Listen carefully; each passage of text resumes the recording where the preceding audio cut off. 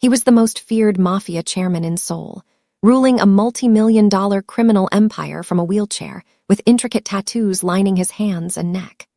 But when a fearless 7-year-old black girl in a denim jacket walked up to his table, pointed her finger at his face, and offered to heal his permanent paralysis in exchange for his dinner leftovers, the underworld's ruthless king realized his entire life was about to change forever. Welcome back to the channel. Today we're unpacking a high-stakes, deeply emotional thrill ride where the shadowy crime syndicates of South Korea collide with an incredible bond between a hardened mafia boss and an extraordinary child. If you're ready for a cinematic story filled with intense action, deep secrets, and ultimate redemption, smash that like button, subscribe, and tell me in the comments down below, what city or country are you watching from today? The street outside Chairman Lee Jun-suk's usual table had gone quiet the way it did every evening around this time, the shopkeepers pulling their metal grates halfway down, the last delivery scooters buzzing off toward the bridge, street lamps flickering on one by one like the city itself was exhaling. It was the kind of quiet that most men would have called peace. Jun-suk had learned a long time ago not to trust it. He sat where he always sat, at the corner table with his back to the brick wall and a clear line of sight down both directions of the block, his wheelchair angled just enough that the casual eye wouldn't clock it right away. Just a man at dinner, sharp in his navy three-piece suit, hands folded on the table in front of an untouched plate of grilled fish and fries gone cold at the edges. The tattoos climbed out from under his cuffs and collar, dragons curling around his wrists, lotus blossoms opening across the backs of his hands, ink that told a story most people in Seoul knew better than to ask about out loud. He looked, from a distance, like exactly what he was supposed to look like. Untouchable. Immovable. A king holding court from a folding chair on a side street, because even kings sometimes forget they've been dethroned by their own bodies. 10 years. That was how long it had been since he'd felt the ground under his feet, since a single bullet fired from a rooftop 3 blocks from this very restaurant had done what no rival syndicate, no federal task force, no jealous lieutenant had ever managed to do. It had stopped him cold. Not killed him. Whoever pulled that trigger hadn't wanted him dead. They'd wanted him exactly like this, sitting, watching. Present at every meeting, every negotiation, every funeral, and absent from his own life in the one way that mattered most. He didn't think about it every day anymore. That was the lie he told himself, and most days he almost believed it. But evenings like this one, when the light went the particular shade of gold, it only turned in autumn, when the smell of grilled fish drifted up warm off his plate the way it used to when he was young and hungry and whole, something in his chest would tighten in a way that had nothing to do with the nerve damage doctors on 3 continents had told him was permanent. He would feel, for just a moment, the ghost of legs that used to carry him wherever he decided to go. And then the moment would pass, the way it always did, and he would go back to being exactly what the street needed him to be. Cold, certain, in control. A few tables down, near the mouth of the alley, 2 of his men stood in the loose, unhurried posture of professionals pretending to be idle. Do Hyun had trained them well enough that most people walked past without a second glance, men in dark jackets nursing tea they weren't drinking, eyes moving in slow, practiced sweeps of the street. Jun-suk had learned to read his own guards the way other men read weather. Tonight, something in their shoulders was wrong. Too tight. One of them kept glancing toward the mouth of the alley a half-second too long, and the other had his hand resting near his jacket in a way that wasn't quite casual. "Say it," Jun-suk said, not raising his voice, not turning his head. The nearer guard, young, still eager enough to flinch when addressed directly, stepped closer and lowered himself to one knee beside the wheelchair, the way you'd kneel beside a throne. "Word from the docks, Chairman. Min Song-ho's people were seen at the old fish market this afternoon. 3 cars. Song-ho himself wasn't with them, but his second was. They were asking questions about shipping manifests that don't concern them." Jun-suk let the silence sit for a moment before he answered, because silence was a tool, and he had learned to use every tool available to a man who could no longer use his legs to walk away from a threat. "Song-ho's spine is failing faster than his doctors let him admit," he said finally. "A dying man doesn't ask about shipping manifests unless he's planning to steal the ship. Should we increase security at the harbor?" "Increase it everywhere. He picked up his water glass, turned it slowly in fingers marked with faded ink, and set it back down without drinking. A wounded animal doesn't announce where it's going to bite. It just bites. The guard nodded and retreated back to his post, and Jun-suk was alone again with his plate and his thoughts and the particular ache that lived permanently somewhere between his shoulder blades, the one the doctors had never quite been able to explain, the one that showed up on no scan and answered to no medication. Maybe it was guilt wearing the disguise of pain. He'd stopped trying to tell the difference years ago. He thought, unwillingly, of his driver, the one who'd been behind the wheel that night 10 years ago, the one who hadn't survived what Jun-suk had barely survived. He didn't let himself think about it often. A man in his position couldn't afford the kind of thinking that softened him, that made him hesitate at the wrong moment in front of the wrong person. But some nights, especially quiet ones like this, the guilt found its way in anyway, slipping past every wall he'd built, and he'd sit with it the way he was sitting with it now, silent and still at a table that had become, over the years, less a place to eat and more a place to remember everything he'd lost the ability to outrun. There was a question underneath all of it that he never let himself ask out loud, not even in the privacy of his own skull. If the bullet that took his legs had been meant to leave him exactly this way, watching, powerless, present but never participating, then who had wanted that specifically? Not his death, his stillness. It was a distinction that had gnawed at him for 10 years and never once resolved itself, because the men who might have known the answer were all, by now, either loyal enough to lie to him or dead enough not to matter. He became aware, distantly, of the restaurant's owner hovering near the kitchen door, wringing a dish towel in both hands the way he always did when he wanted to approach the chairman's table and didn't quite have the nerve. Jun-suk allowed himself something close to amusement. Fear was currency in his world, and he'd learned to spend it carefully, to let just enough of it show to keep the wheels of his empire turning without ever letting it curdle into hatred. It was a narrow road to walk, narrower, some nights, than the one his legs no longer let him walk at all. He looked down at his plate. The fish had gone cold, the skin no longer crisp, the fries limp under the restaurant's dim outdoor lighting. He wasn't hungry. He was rarely hungry anymore, not in the way that mattered, not in the way that made a meal feel like anything other than a formality performed at a table that had become a stage. He kept eating in public, because a man who stopped eating in public was a man the street would start to whisper about, and whispers, in his business, were the first crack in a wall that could bring the whole structure down. Somewhere behind him, past the low murmur of the street and the distant hum of traffic 2 blocks over, he heard the faint scuff of small sneakers against pavement, light, quick, unhurried in a way that nothing on this street was ever unhurried. He didn't turn. There was no reason to. Children didn't walk this street after dark. Their mothers steered them 3 blocks around it without ever explaining why. The way people steer around a place they've been taught to fear without needing to understand the shape of the fear itself. But the sound didn't fade the way it should have. It grew closer. He felt it before he understood it, that particular prickle at the back of the neck that 10 years of living inside danger had trained into every nerve still working in his body, the sense of being watched by someone who had already decided to approach. He had faced down rival bosses, federal informants, and men sent specifically to end his life, and none of them had ever made the fine hairs on his arms rise the way this small, deliberate footstep did now, closing the distance between the alley and his table with a confidence that made no sense on a street that had learned, the hard way, exactly who he was. He turned his head, finally, toward the sound, and that is exactly where we're going to leave Chairman Lee Jun-suk tonight, sitting in the gold light of a Seoul evening, guarded by men who don't yet understand what's walking toward them, about to have the first real conversation he's had in 10 years with someone who has absolutely no idea, or maybe every idea, of exactly who she's approaching.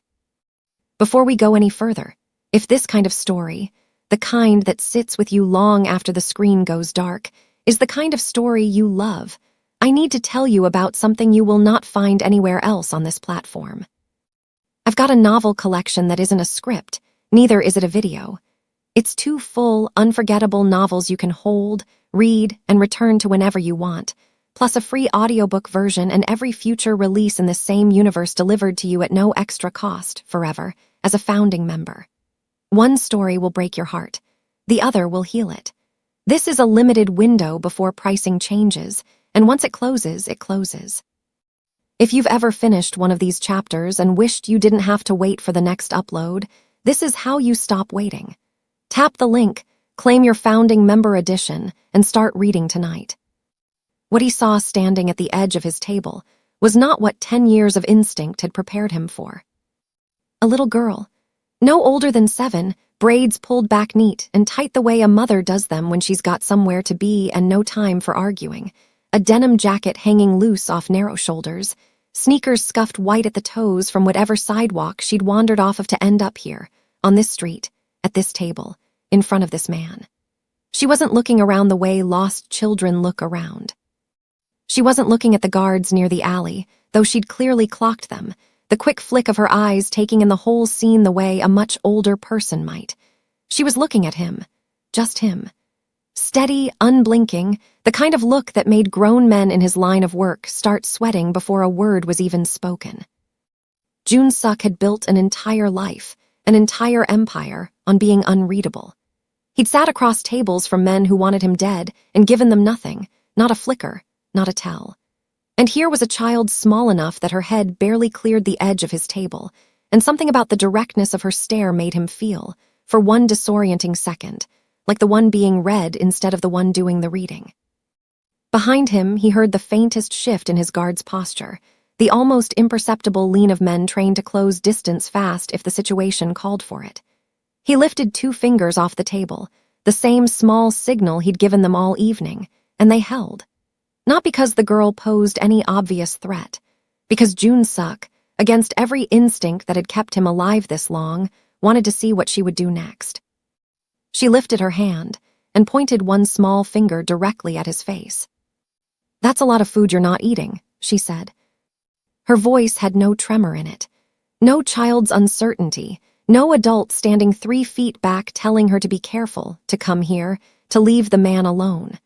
Just a flat, matter-of-fact observation, delivered the way you'd tell someone their shoe was untied. Nobody spoke to Chairman Lee Jun-suk that way. Not his lieutenants, not rival bosses, not the mayor's own people when they came sniffing around his docks with paperwork and polite threats. And certainly not a child who had appeared out of the dark like she'd been dropped there by the wind itself. If you're already sitting up straighter watching this little girl stand her ground in front of the most feared man in Seoul, that's exactly the feeling I want you to hold on to. Because we are about to watch something happen at this table that no mob boss, no federal agent, no bullet has managed to do in 10 years. Hit that subscribe button right now if you're ready to stand with Sally against every single person who's about to come for her. "You're hungry," Jun-suk said finally. It wasn't a question. It was the kind of statement he'd make across a negotiating table, testing the ground before he committed to anything further. "I'm hungry," she agreed, not moving her finger, not lowering her hand. "But I'm not asking you for anything. I'm offering you a trade." Something in his chest, some old, dry, disused muscle, almost twitched toward amusement. Almost. "A trade," he repeated. "For my dinner." "For your dinner." She said it like she was closing a deal she'd already decided was fair. "I'll heal you." He should have laughed at that. Later, replaying the moment in the privacy of his own mind, he would wonder why he didn't. Instead, he found himself watching her small hand, still raised, still pointed at him like she was reading a verdict, and he felt the air around the table shift in a way he couldn't name, some invisible pressure dropping the way it does right before weather nobody predicted. "Heal me of what?" he said, and he heard, distantly, how strange it was that he was still talking to her at all, that he hadn't waved his men over to walk her gently back to wherever she'd come from. "Your legs," she said, like it was obvious, like every soul on this street didn't already whisper behind cupped hands that the chairman hadn't stood on his own 2 feet in 10 years. "You give me the fish and the fries. I give you your legs back. That's the whole deal." For a long moment, neither of them moved. Somewhere down the block, a delivery scooter buzzed past, and somewhere behind him, one of his guards shifted his weight, waiting for the signal that would send him forward to end this strange, small standoff before it went any further. Joon-suk didn't give it. He sat very still, the way he'd learned to sit still when his body no longer gave him a choice. And he studied the girl in front of him the way he studied every threat and every opportunity that had ever crossed his path, searching for the angle, the con, the hidden hand pulling strings somewhere behind her. There was none that he could see. That was what unsettled him most. Every liar he'd ever faced had a tell, a flicker of calculation behind the eyes, a hesitation before the ask. This child had none of it. She stood there with her hand out and her chin up like she was simply stating a fact about the weather, and something about that total, uncomplicated certainty reached down into a part of him he'd bricked over a decade ago and gave it one hard, unwelcome knock. "You don't know who I am," he said quietly. "I know exactly who you are," she said. "My grandma told me." That was the question that would sit with him long after this moment passed, the one he wouldn't be able to shake no matter how many hours he spent awake in the dark turning it over. What grandmother, in what corner of this city, had ever spoken his name to a child like it was something ordinary, something safe to say out loud over dinner? He'd spent 10 years making sure that very few people alive knew enough about him to speak carelessly. And yet here was a 7-year-old who said it like she was nomming her own street address. He didn't chase the thread. Not yet. He filed it away the way he filed away every loose piece of information that didn't fit cleanly into what he already understood, and he kept his eyes on the girl in front of him, because whatever explanation existed for how she knew his name, it was clearly not the most urgent thing happening at this table. "And your grandmother taught you to walk up to strange men and demand their dinner," he said. "She taught me to help people," Sally said. "The dinner part is just so it's fair.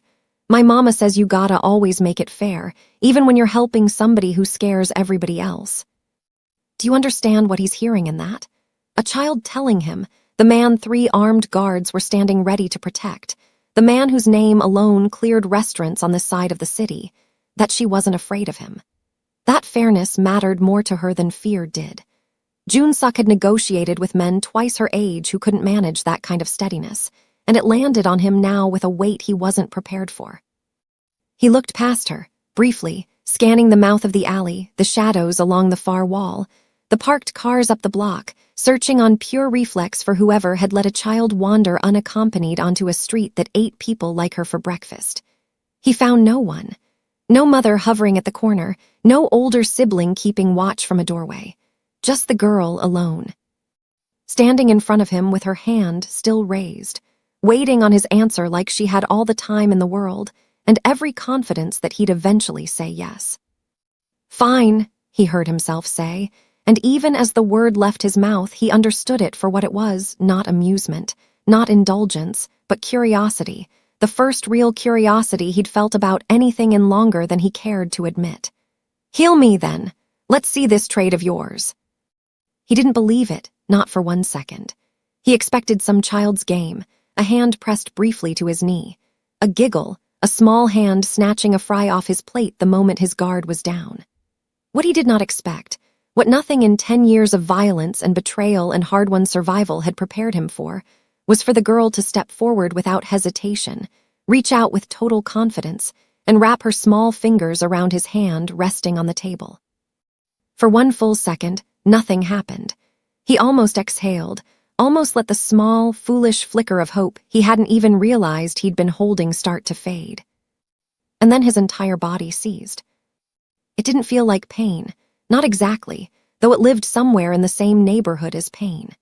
It felt like fire poured straight into his veins, starting at the place where her small hand touched his and spreading outward, up his arm, across his chest, down through his spine, down through 10 years of nothing, down into legs that hadn't so much as tingled since the night a bullet rewrote everything he understood about his own body. His breath caught hard in his throat. His hand, the one she was holding, began to shake, not from fear, not from the reflexive tremor of a man under threat, but from something electric and violent moving through muscle and nerve that had no business responding to anything at all. Behind him, he heard one of his guards shout something, heard the scrape of a chair, heard footsteps closing fast.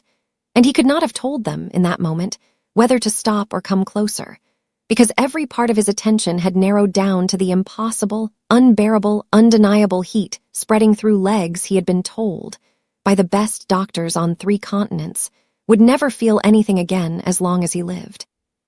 The girl's small hand stayed wrapped around his, steady, unbothered, watching his face with the calm patience of someone who already knew exactly what was about to happen. And Chairman Lee Jun-suk, the most feared man in Seoul, sat frozen in his wheelchair with his mouth open and no sound coming out, feeling, for the first time in 10 years, something alive moving through the ruins of his own body. The heat didn't stop when she let go of his hand. That was the thing that undid him most, more than the sensation itself. The fact that Sally simply released his fingers, stepped back like she'd finished a task on a list, and looked mildly satisfied, the way a child looks when she's tied her own shoelaces correctly for the first time. And still, beneath the table, in muscles that had been dead weight for a decade, something kept burning. Not pain exactly. Not the old, familiar phantom aches that flared sometimes in cold weather and meant nothing, changed nothing. This was different. This moved. Jun-suk sat rigid in his chair, both hands gripping the armrests now, his jaw locked tight, and he could have sworn, though he didn't dare say it out loud in front of his men, that somewhere below his knee, something had twitched. His head of security had crossed the distance from the alley in under 4 seconds, weapon still holstered, but hand hovering close, eyes moving fast between the chairman and the small girl standing calmly beside the table like she hadn't just detonated something. "Chairman!" Do-hyun's voice was low, urgent, the voice of a man trying to assess a threat he didn't have a name for.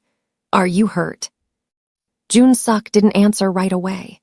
He was too busy staring down at his own legs, willing them, silently, furiously, to do something, anything, to prove to him that what he just felt hadn't been some cruel trick his own mind had decided to play after 10 years of wanting exactly this.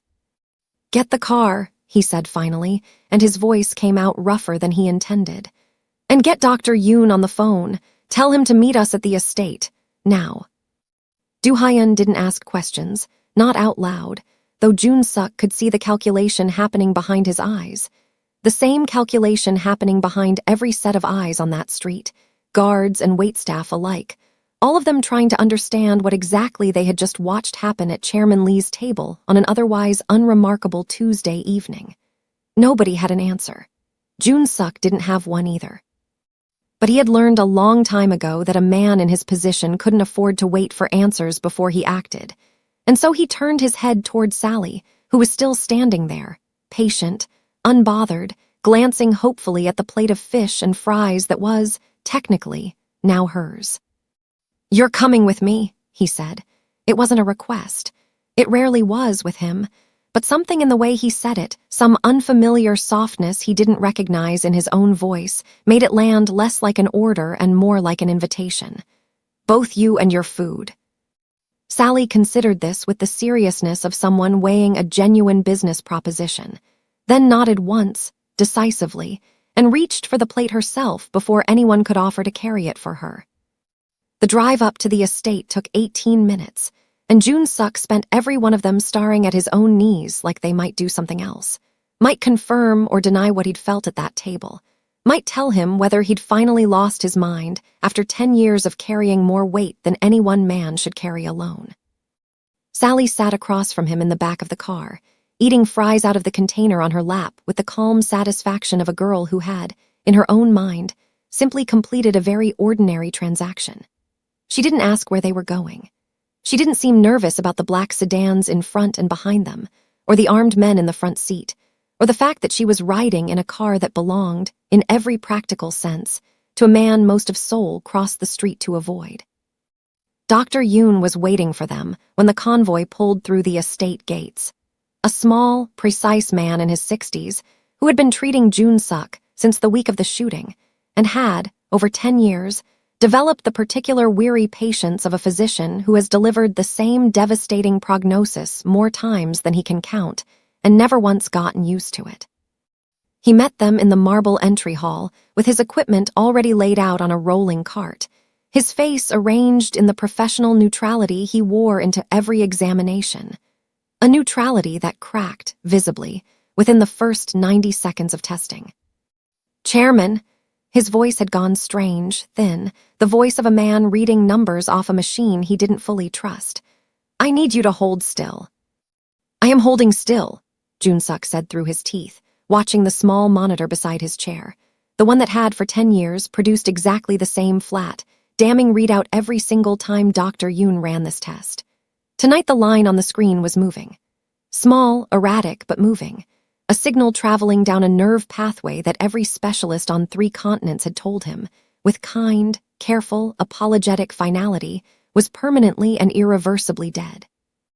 Dr. Yoon ran the test again, then a third time, adjusting the leads, checking the machine itself for malfunction, muttering something under his breath in a tone Jun-suk had never once heard from him in 10 years of appointments, something that sounded unmistakably like disbelief. "This isn't possible," he said finally, more to himself than to his patient. "I've run this exact test on you 11 times this year alone. There has never been a signal, not once, not even a flicker." He looked up, and for the first time since Jun-suk had known him, the doctor's composure had genuinely slipped. "What happened tonight?" Jun-suk didn't answer immediately. Across the hall, through the open doors of the estate's dining room, he could see Sally seated at the long table that normally sat empty except for him, swinging her legs beneath her chair, chattering easily with a member of the kitchen staff who had, apparently, decided the appropriate response to a strange child appearing in the chairman's dining hall was to bring her a proper hot meal and refill her water glass without asking a single question. It was, Jun-suk thought distantly, either the most sensible or the most reckless decision anyone in his household had made in years. "A child touched my hand," he said finally, and even as the words left his mouth, he understood how insane they sounded, how nothing about 10 years of careful, evidence-based medicine had prepared either of them for an explanation that simple. "That's what happened." Dr. Yoon looked at him for a long moment, the kind of look a man gives when he's deciding whether to trust his instruments or his eyes, and then set the monitor down with careful, deliberate hands. "I would like to speak with the child's family," he said. "And I would like to run these tests again in the morning, and the morning after that, because, Chairman, if what I'm seeing on this screen is real, if this isn't some anomaly that reverses itself by sunrise." He stopped himself, visibly choosing his next words with more caution than he'd used in a decade of delivering bad news. "This would be the single most significant neurological event I have witnessed in my career, and I need to understand why it happened before I let myself believe it." That was the question Jun-suk couldn't answer either, the one sitting underneath everything else that had happened that evening, the one that would keep circling back no matter how many times he tried to push it aside. Not how a 7-year-old girl had done what she'd done, but why she had known, with total and unshakable certainty, exactly where to find him and exactly what to offer. He looked back toward the dining hall. Sally had finished her fries and moved on to a bowl of soup someone had set in front of her, and beside her now sat a woman Jun-suk recognized immediately, even though he'd never laid eyes on her before in his life. The same set of the jaw, the same steady, watchful eyes, though hers were rimmed with the particular exhaustion of a woman who worked too many hours for too little pay and had just been informed, by phone, by a stranger's security detail, that her daughter was currently eating dinner inside a mafia chairman's private estate. Beatrice Beams sat rigid in her chair, her hands folded tightly in her lap, her eyes moving constantly between her daughter and the armed men positioned discreetly at every doorway. And Jun-suk understood, watching her, that here was a woman caught between 2 forms of fear. The fear of what this house represented, and the fear of what her daughter had apparently already decided to do inside it, with or without her permission. He wheeled himself toward the dining hall, and Beatrice's spine went even straighter as he approached, her hand moving, instinctively, to rest on her daughter's shoulder. "Mrs. Beams," he kept his voice level, kept every trace of the last hour's disbelief locked carefully behind the same composed mask he wore into every negotiation of his life. "Your daughter is safe. She'll remain safe for as long as she's under my protection. I want you to understand that clearly tonight before anything else is said between us." Beatrice's eyes flicked down to his legs, then back up to his face, and he watched her doing the same calculation everyone in his life eventually did, trying to determine whether the man in front of her was offering protection or delivering a threat wearing protection's clothing. "Protection from what exactly?" she said, and her voice, though quiet, didn't shake. Jun-suk looked at Sally, who was watching this exchange with the same calm, unbothered patience she'd shown at the cafe table, spoon halfway to her mouth, entirely unafraid of the tension moving between the two adults in the room. "From whoever finds out what she can do," he said, "before I do." And it was in that exact moment, with Dr. Yoon's monitor still glowing on its cart in the hallway behind him and the taste of that unanswered question still sitting sour in his throat, that Jun-suk felt it again, small, faint, but undeniable, a sensation traveling down through muscle that had been silent for 10 years. His toes, beneath the table, beneath the fabric of dress socks he hadn't felt against his skin since the night of the shooting, twitched. Jun-suk didn't say a word. He simply reached down with a trembling hand, pressed 2 fingers against the top of his own foot, and felt it, not imagined, not wished for, but real, the unmistakable pressure of his own touch registering somewhere it hadn't registered in 10 years. Dr. Yoon, watching from the doorway, went very still. Beatrice Beams, still seated at the long table with her hand resting protectively on her daughter's shoulder, watched the color drain and then rush back into the chairman's face. And for one strange, suspended moment, nobody in that room spoke at all. It should have felt like a miracle. For the rest of his life, Jun-suk would remember that it hadn't, not entirely, that underneath the disbelief and the rising, dangerous hope, some old and well-earned instinct was already doing what it had always done, cataloging threats, counting exits, wondering who had seen, who would talk, and how fast the news would travel once it left this room. He didn't have to wonder for long. 3 miles away, in the cramped kitchen of a restaurant that catered mostly to dock workers and men who preferred not to be photographed, a line cook named Ha-jun was scrubbing down a grill that had gone cold an hour ago, replaying in his mind something he'd watched through a service window that evening that he still couldn't quite make sense of. He'd seen Chairman Lee's table plenty of times before. Everyone who worked that block knew better than to look too long or ask questions. But he had never, not once in 3 years, seen a child walk up to it. And he had certainly never seen the chairman's men freeze the way they had, weapons half drawn, faces gone the particular shade of pale that Ha-jun recognized from men who just watched something they didn't have a name for. Ha-jun wasn't a violent man. He wasn't even, by the standards of the neighborhood, a particularly ambitious one. But he was a man with a sick mother and a landlord who didn't care about excuses, and he had, tucked in his phone, the private number of a cousin who worked kitchen shifts for a different organization entirely. One that paid, on occasion, for the right kind of information delivered to the right kind of ear. He made the call before his shift even ended.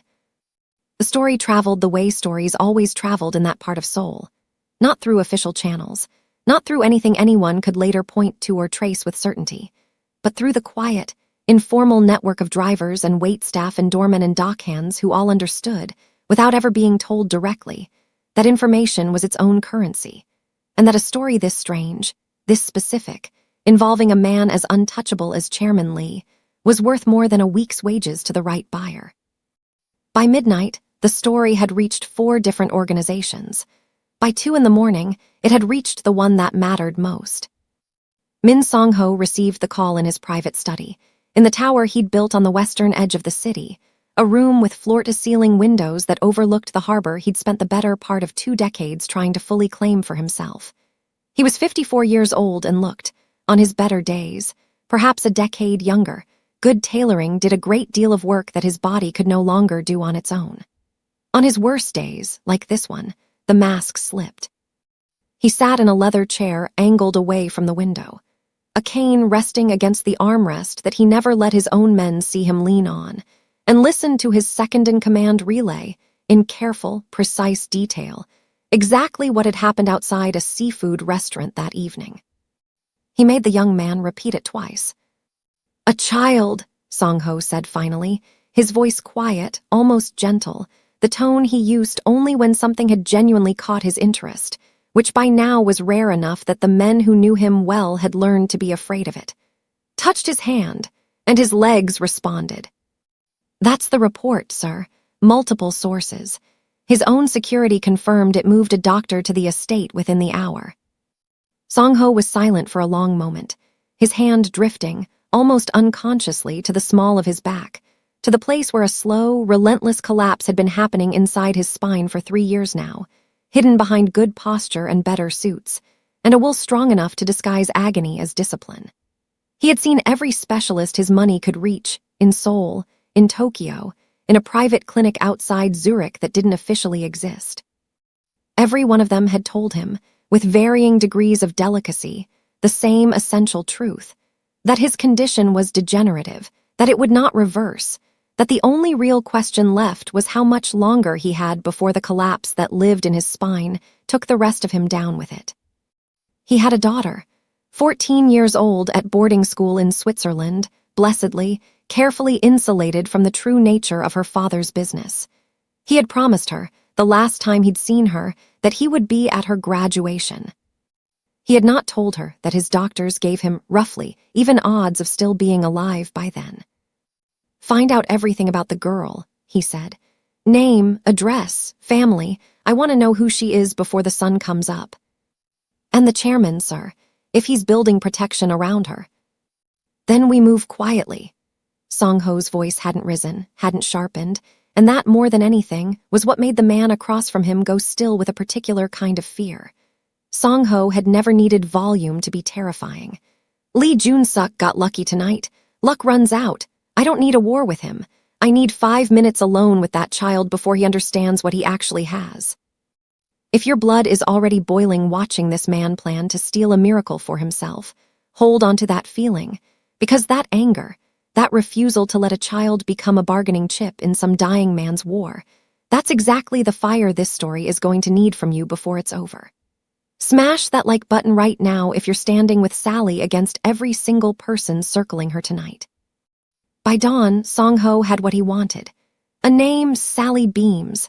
A mother, Beatrice. A baker's assistant working double shifts at a shop 3 neighborhoods over. A widow, or as good as one. No father listed on any record his people could find. An address, modest, unremarkable. The kind of building that housed 100 families exactly like hers.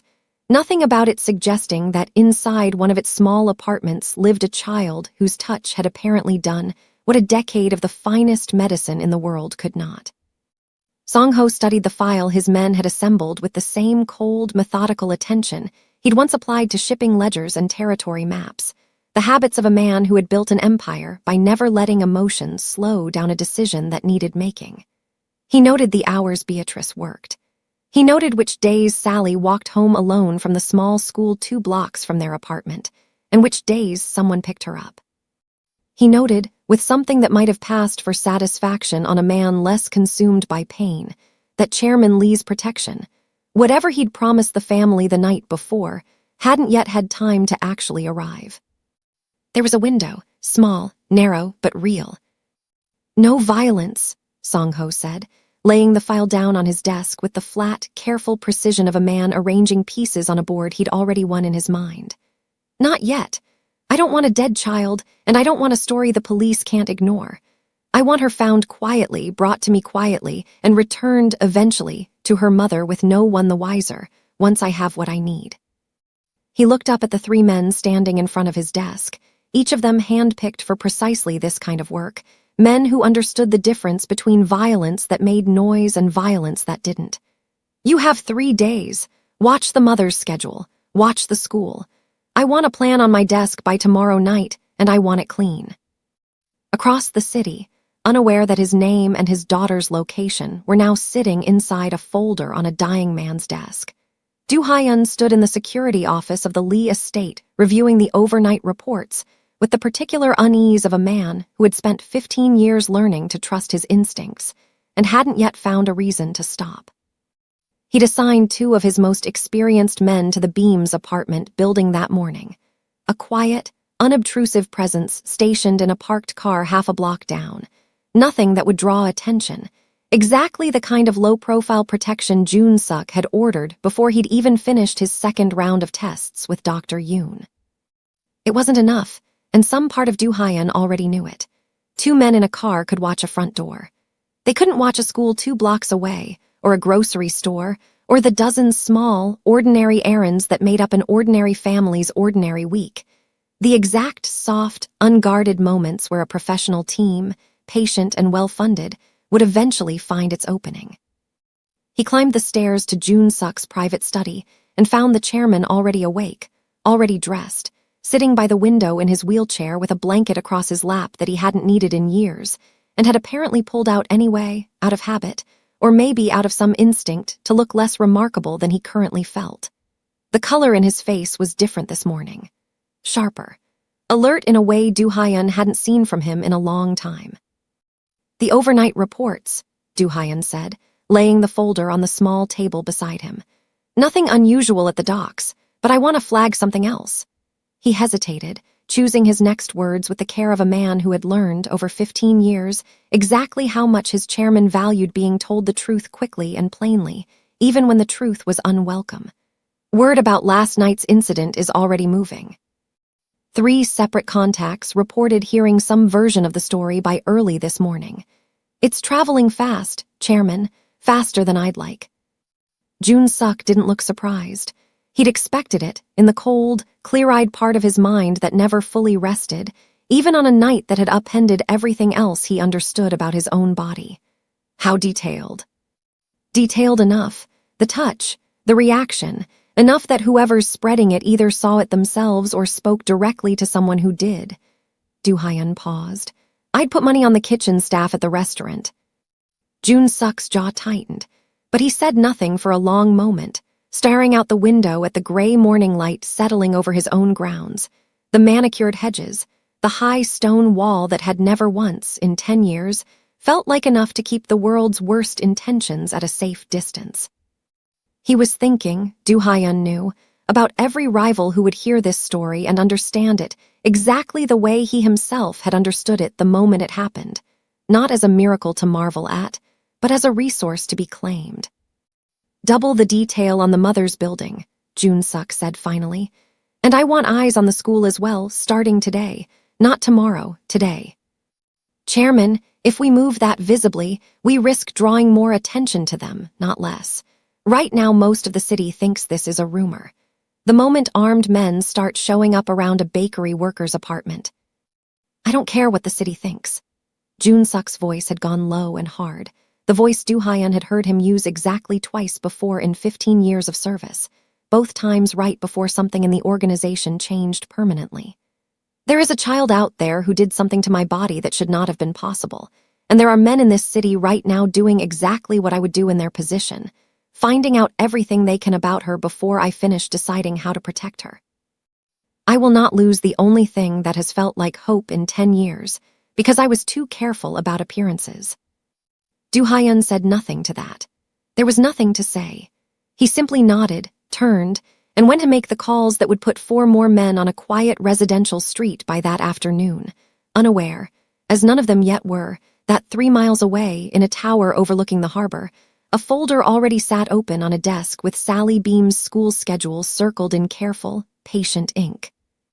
That evening, as the sun went down over Seoul and streetlights flickered on across a city that had no idea what was quietly gathering in its shadows, Beatrice Beams walked home from her second shift at the bakery, tired in the specific, bone-deep way that came from standing 12 hours on a concrete floor, thinking about nothing more urgent than whether she had enough left in the fridge to make Sally's favorite dinner. She didn't notice the black sedan parked half a block from her building. She didn't notice, 3 streets over, a different car, unmarked, unremarkable, patient, parked just close enough to the small school Sally attended to watch which door the children came out of, and which ones walked home alone. Nobody had told her yet that her daughter's name was now written down in 2 different files in 2 different parts of the city, one meant to protect her, one meant to take her, and somewhere in the gap between those 2 facts, in the few days it would take for Chairman Lee's protection to fully close around his promise, a silent, well-funded team was already counting down the hours until Sally Beams walked home from school alone. There's a particular kind of ache that comes from watching a mother do everything right and still not know what's coming for her child. And if that feeling sat heavy in your chest just now, I want you to know it doesn't have to end here in a video. The founding member novel collection above holds 2 complete, unforgettable stories written for exactly this feeling: the fear, the fierce love. The hope that refuses to quit even when the odds are stacked wrong. One will break your heart wide open. The other will put it back together gentler than it was before. You get both novels, the audiobook, and every future release free for life as a founding member, but this window closes soon, and once it does, it's closed. If Sally's story has already found a place in you tonight, don't just watch the next chapter. Go claim it. Tap the link above and bring these stories home with you.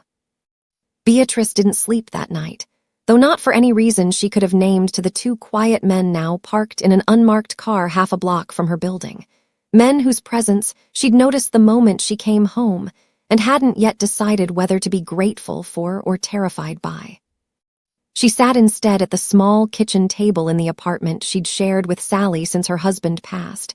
The overhead light turned low so it wouldn't wake her daughter, and in front of her, closed but somehow still humming with the same quiet insistence it always had, sat her mother's journal.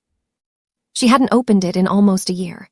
There was a particular kind of grief that lived inside old, familiar objects, not the sharp, immediate grief of a fresh loss, but the slower, patient kind that waited for you in drawers and closets, in handwriting you'd know anywhere, in the smell of a leather cover that still, somehow, 3 years later, carried a faint trace of her mother's hand lotion.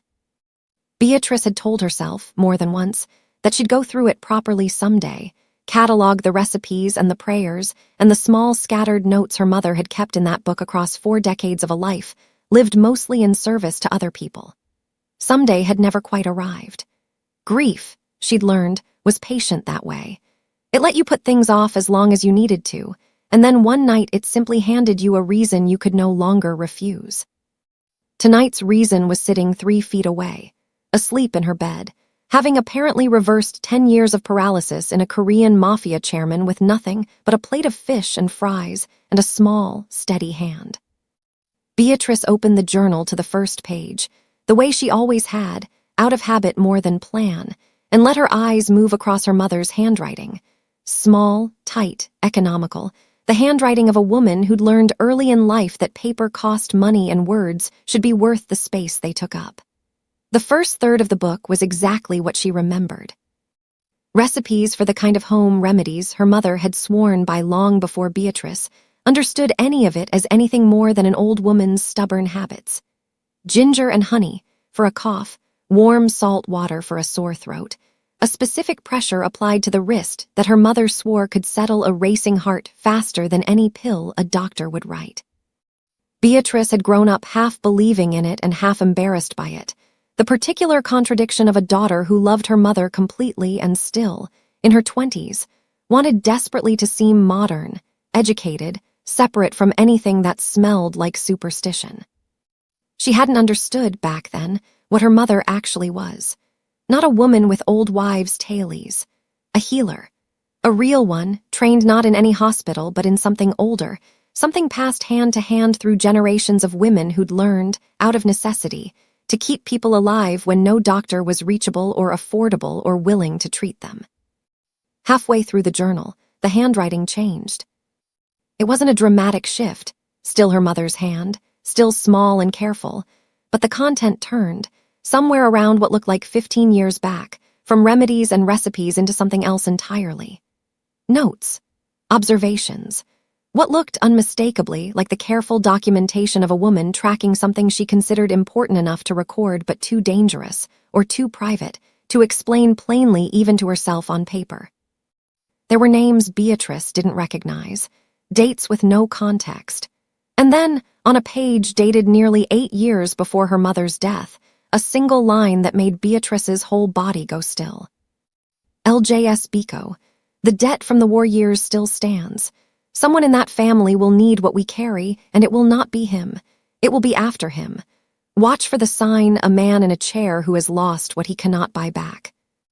Beatrice read it 3 times before she trusted herself to understand what she was looking at. Her mother had known. Not guessed, not sensed in some vague spiritual way, known, specifically enough to write it down, that a man connected to the Biko name would one day sit somewhere in Seoul, paralyzed, waiting for something he couldn't purchase with all his money and all his violence. Beatrice turned the page with hands that had gone unsteady, and found, tucked into the journal's spine, folded so many times the creases had gone soft as fabric, a hand-drawn map of a neighborhood she recognized immediately. The street with the seafood restaurant, the exact corner where Sally had walked up to a stranger's table 3 nights ago and changed both their lives without asking her mother's permission first. There was a small mark on the map, drawn in faded ink, at the precise location of that corner table. Beside it, in her mother's tight, careful hand, the seat facing the alley. He will choose it because it lets him see everything. It will also be the reason she finds him easily. Something cold moved down the back of Beatrice's neck. The particular chill that comes from realizing the world is larger and stranger than you've spent your whole adult life insisting it was. For the sake of your own sanity, for the sake of raising a daughter in a version of reality simple enough to navigate. She kept reading, and the deeper she went, the more the picture assembled itself, piece by careful piece, like her mother had been building something meant to be understood only much later, only by someone who needed it badly enough to sit up all night decoding it.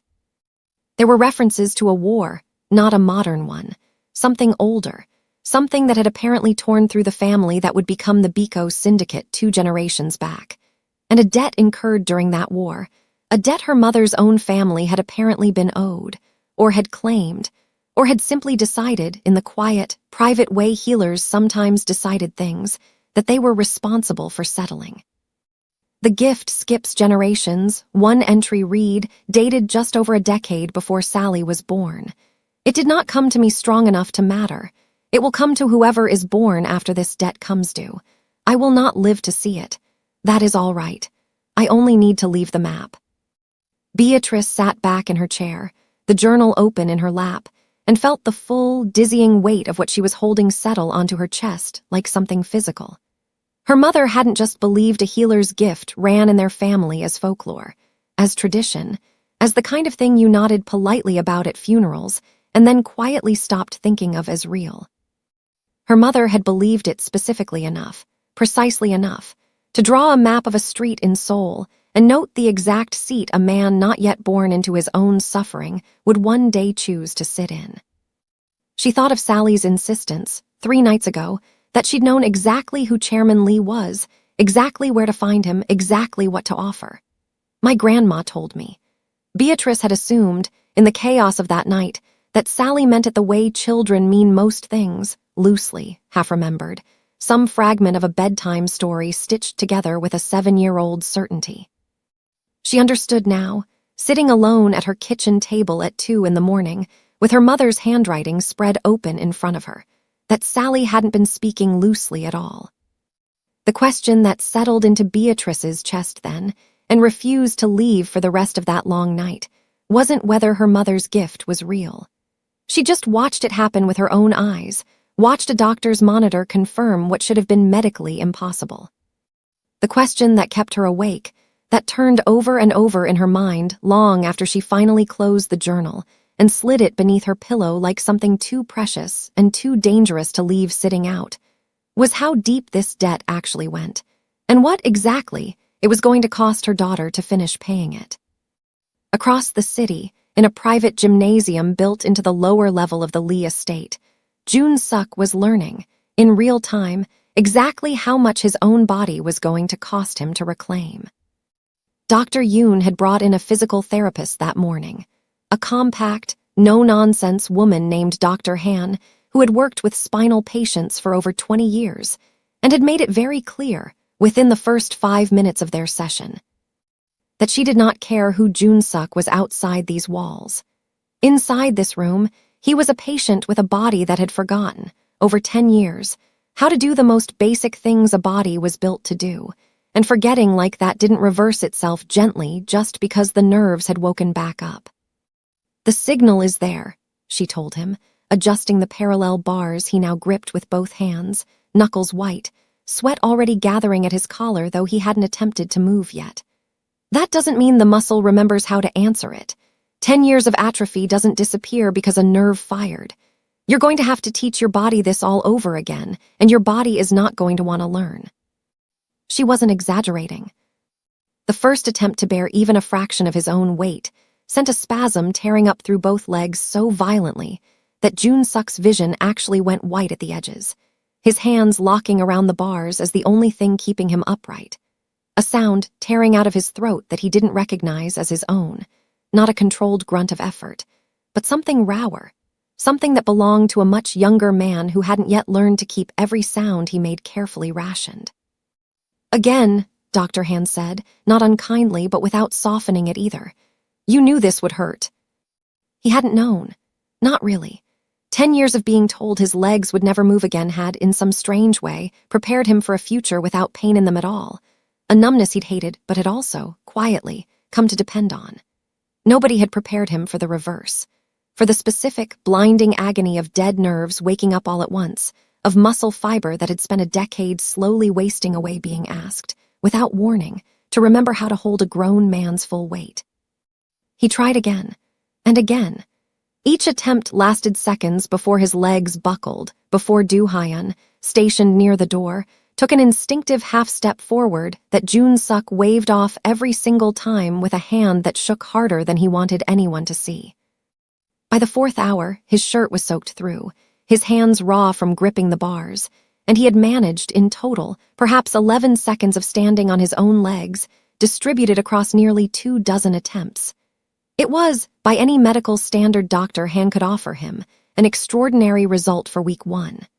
It felt, to Jun-suk, like failure dressed up in the language of miracle.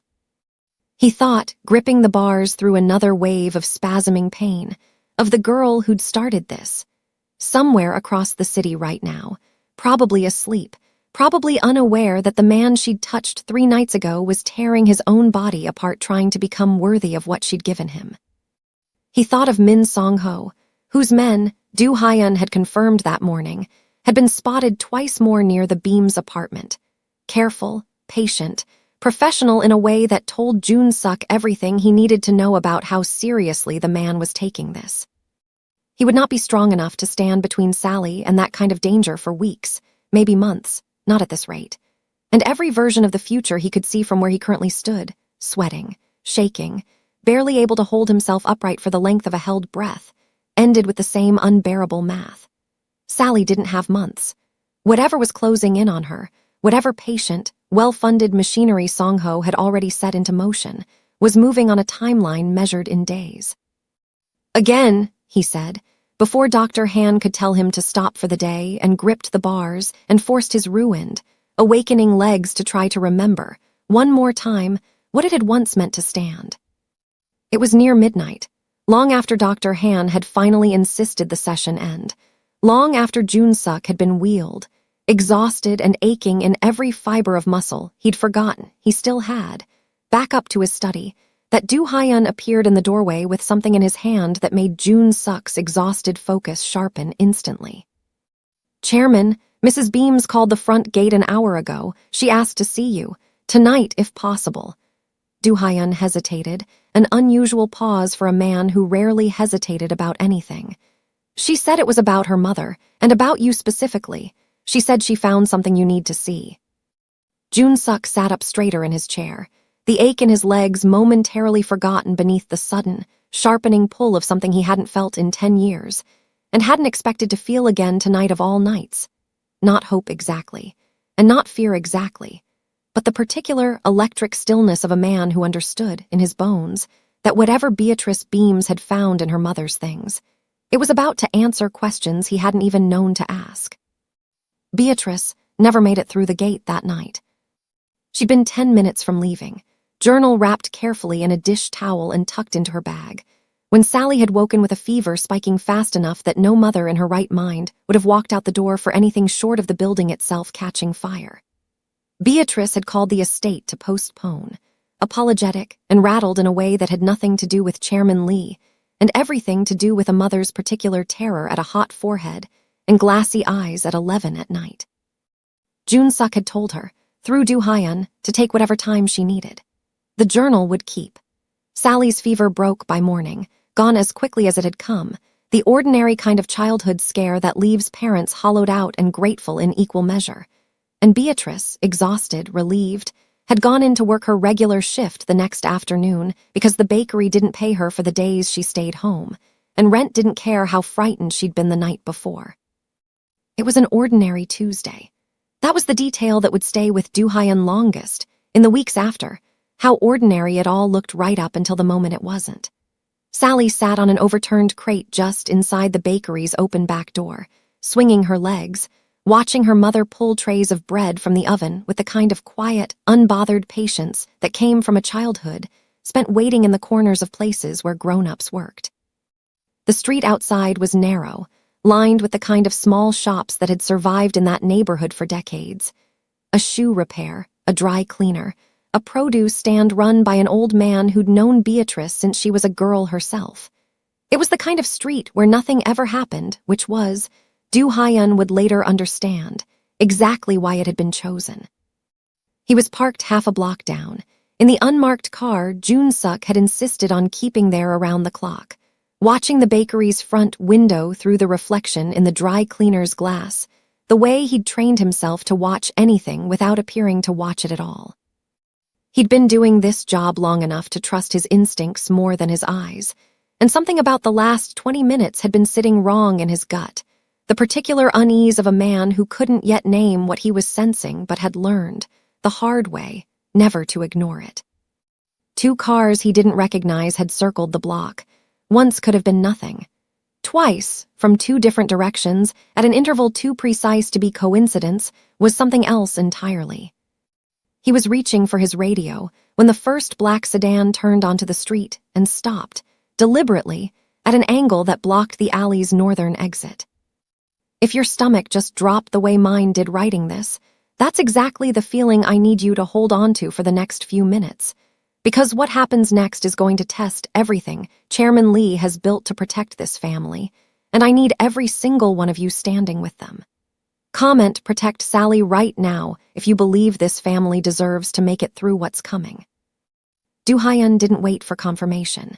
He was out of the car and moving before the second sedan had even finished sealing off the southern end of the block, his hand already at his jacket, his voice sharp and low into the radio clipped to his collar. All units, Bakery Street. We have a probable snatch team. Minimum 2 vehicles. Converge now.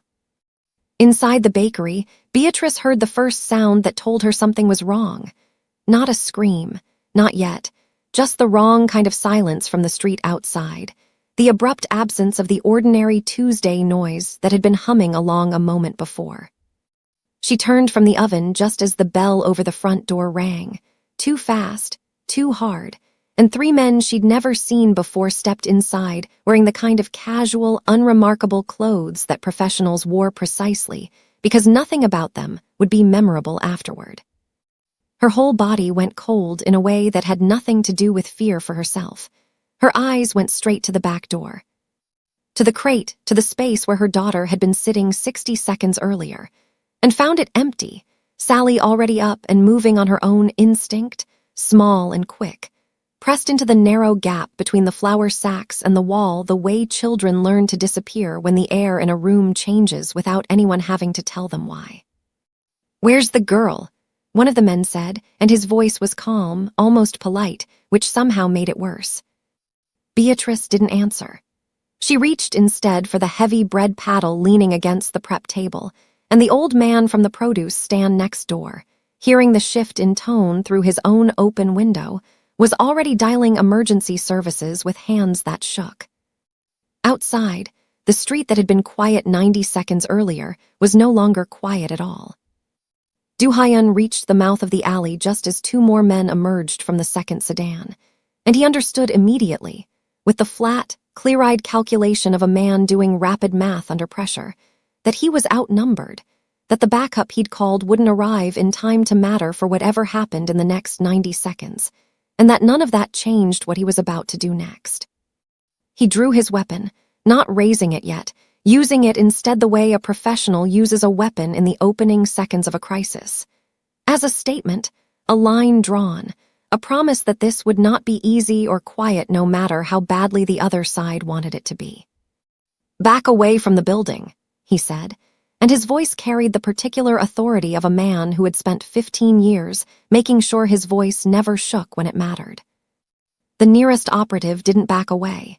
He reached instead for something at his own waist, and the street, the whole narrow, ordinary street with its shoe repair and its dry cleaner and its produce stand, exploded into motion. 3 streets away, sealed inside the reinforced quiet of his own car, Chairman Lee Jun-suk heard Do Hyun's voice crack across the radio and felt every muscle in his newly awakening legs seize at once, not from the nerve damage this time, but from something far more primitive. The specific, useless fury of a man who understood exactly what was happening to people he'd sworn to protect and could do absolutely nothing in this moment to stop it. "Move," he said to his driver, and his voice came out low and hard enough that the man didn't ask a single question, just threw the car into gear and pulled out into traffic with a speed that pressed Jun-suk back into his seat. The drive should have taken 6 minutes. It felt, to Jun-suk, like it stretched into something outside of time altogether. Every red light an eternity, every slow-moving car ahead of them a personal insult. His hands gripping the armrests so hard his knuckles had gone white. His legs that had, 3 days ago, felt nothing at all, now trembling with a furious, useless energy that had nowhere to go. He could hear the chaos through the open radio channel, fragments of Do Hyun's voice, sharp bursts of instruction, the particular controlled urgency of a man in the middle of a fight he hadn't chosen the timing for, and every second of silence between those bursts felt like a small death. He thought, with a clarity that frightened him, that if his legs had worked, if he had just a few more weeks of healing behind him, a few more sessions with Dr. Han, a body that remembered how to carry him, he would already be out of this car and moving toward that street on his own 2 feet, weapon in hand, and none of Song-ho's men would have made it within 100 meters of that bakery. Instead, he sat trapped behind reinforced glass, watching the city blur past the window, forced to trust that the men he'd trained, the men he'd built his entire protection around, would be enough. Inside the bakery, Beatrice swung the bread paddle with everything her exhausted, terrified body had in it, catching the nearest man hard across the forearm as he reached toward the flour sacks, buying herself 1 more second, and then another, backing herself into the gap beside Sally with the paddle still raised. Her whole body a shield between her daughter and 3 strangers who had walked into her workplace on an ordinary Tuesday afternoon to take the only thing in her life that mattered more than her own survival. Outside, the alley had become something closer to war. Do Hyun had put down 1 man with a shot to the shoulder, taken cover behind an overturned delivery cart as return fire chipped concrete off the wall a foot from his head, and was doing the fast, brutal math of a man realizing that 2 of his own reinforcements, arriving from the north, had just run into the 2nd Sedan's blockade and were pinned down 30 meters short of where they needed to be. He was out of easy options. He had, at most, another minute before the men inside that bakery finished what they'd come to do, and every path he could see toward stopping them ran directly through gunfire. He didn't have the numbers to survive cleanly. That was the exact moment Chairman Lee's convoy tore around the corner onto the bakery street, 3 cars deep, moving fast enough that the lead sedan's tires screamed against the pavement as it swung sideways to block the alley's remaining exit. And Jun-suk, watching through the reinforced window of his own car as his men poured out, and the street erupted into a new, louder violence, gripped the armrests until his knuckles ached and understood, with a helpless, furious clarity that felt like its own kind of agony, that all he could do, all his money and his power and his 10 years of ruling this city's underworld could currently do, was sit exactly where he was and watch. He watched exactly 9 seconds of it before his body made a decision his mind hadn't finished agreeing to.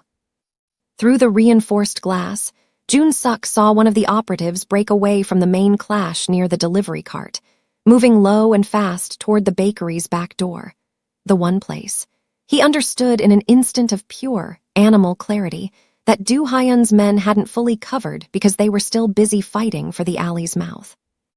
The man had a hand already extended toward the flour sacks, toward the narrow gap behind them where a small shape in a denim jacket was pressed as flat and still as a child could make herself. Beatrice swung the bread paddle again, caught him across the shoulder, and it slowed him for exactly as long as it took him to backhand her hard enough that she went down against the prep table and didn't immediately get back up. Something in Jun-suk broke loose in that instant that had nothing to do with strategy, nothing to do with the careful, calculating man who had spent 10 years surviving on precisely that kind of cold control. He was already reaching for the door handle before he'd consciously decided to move, and his driver, catching the motion in the mirror, shouted something Jun-suk didn't hear and didn't care about. "Chairman," his driver started, twisting around, and Jun-suk didn't answer, because he was already pushing the door open, already gripping the frame with both hands, already doing the thing Dr. Han had spent 4 days telling him his body was nowhere near ready to do. If everything Chairman Lee has built over these 6 chapters means anything to you tonight, this is the moment you don't look away from. Hit subscribe right now, because what he's about to do, no doctor on earth told him he was ready for, and I need you here for every second of it. The pavement met his feet like a verdict. He'd stood, technically, during his sessions with Dr. Han. 11 seconds here, 6 there, always inside padded parallel bars, always with a trained professional a half step away ready to catch him the moment his legs gave out, which they always eventually did. This was nothing like that. This was open ground, uneven asphalt, no bars, no net, no careful clinical patience, just his own 2 hands gripping the doorframe of his car, his weight coming down onto legs that had spent 10 years forgetting what weight even meant, and a pain that arrived so fast and so total that for one white, blinding half-second, he thought he might simply collapse where he stood and never get back up at all. He didn't collapse. He would never, later, be able to fully explain to himself why not, whether it was 10 years of discipline finally finding a use worth the cost, or something more primitive than discipline, some old, buried instinct that had waited a decade for exactly this reason to override everything the body was screaming at him to stop. His knees shook so violently his suit trousers trembled visibly at the seam. Sweat broke across his forehead in an instant, cold and sudden, and every nerve from his hips down lit up with a sensation that had no gentle name, that felt less like pain and more like his own legs actively rebelling against the demand being placed on them after 10 years of total, merciful silence. He let go of the car door. For 1 full second he stood entirely on his own, unsupported, upright for the first time in 10 years on an ordinary street outside a bakery that had, moments before, smelled like nothing more dangerous than fresh bread. And then he started walking, if what his body was doing could even be called walking, a lurching, desperate, half-controlled stagger that covered the distance to the bakery's back door in what felt like both an eternity and no time at all. The operative had gone a hand on Sally's arm by the time Jun-suk reached the doorway. She was fighting him, small and fierce, teeth bared, one sneaker connecting hard with his shin, but she was 7 years old and he was a grown man built for exactly this kind of work. And he had already half-lifted her off the ground when Jun-suk's shadow fell across the threshold behind him. The man turned, and whatever he saw on Chairman Lee's face in that half-second, a man 10 years confined to a wheelchair, standing, upright, moving toward him with a fury that had nothing left in it of careful negotiation, cost him exactly the fraction of a second he needed to react.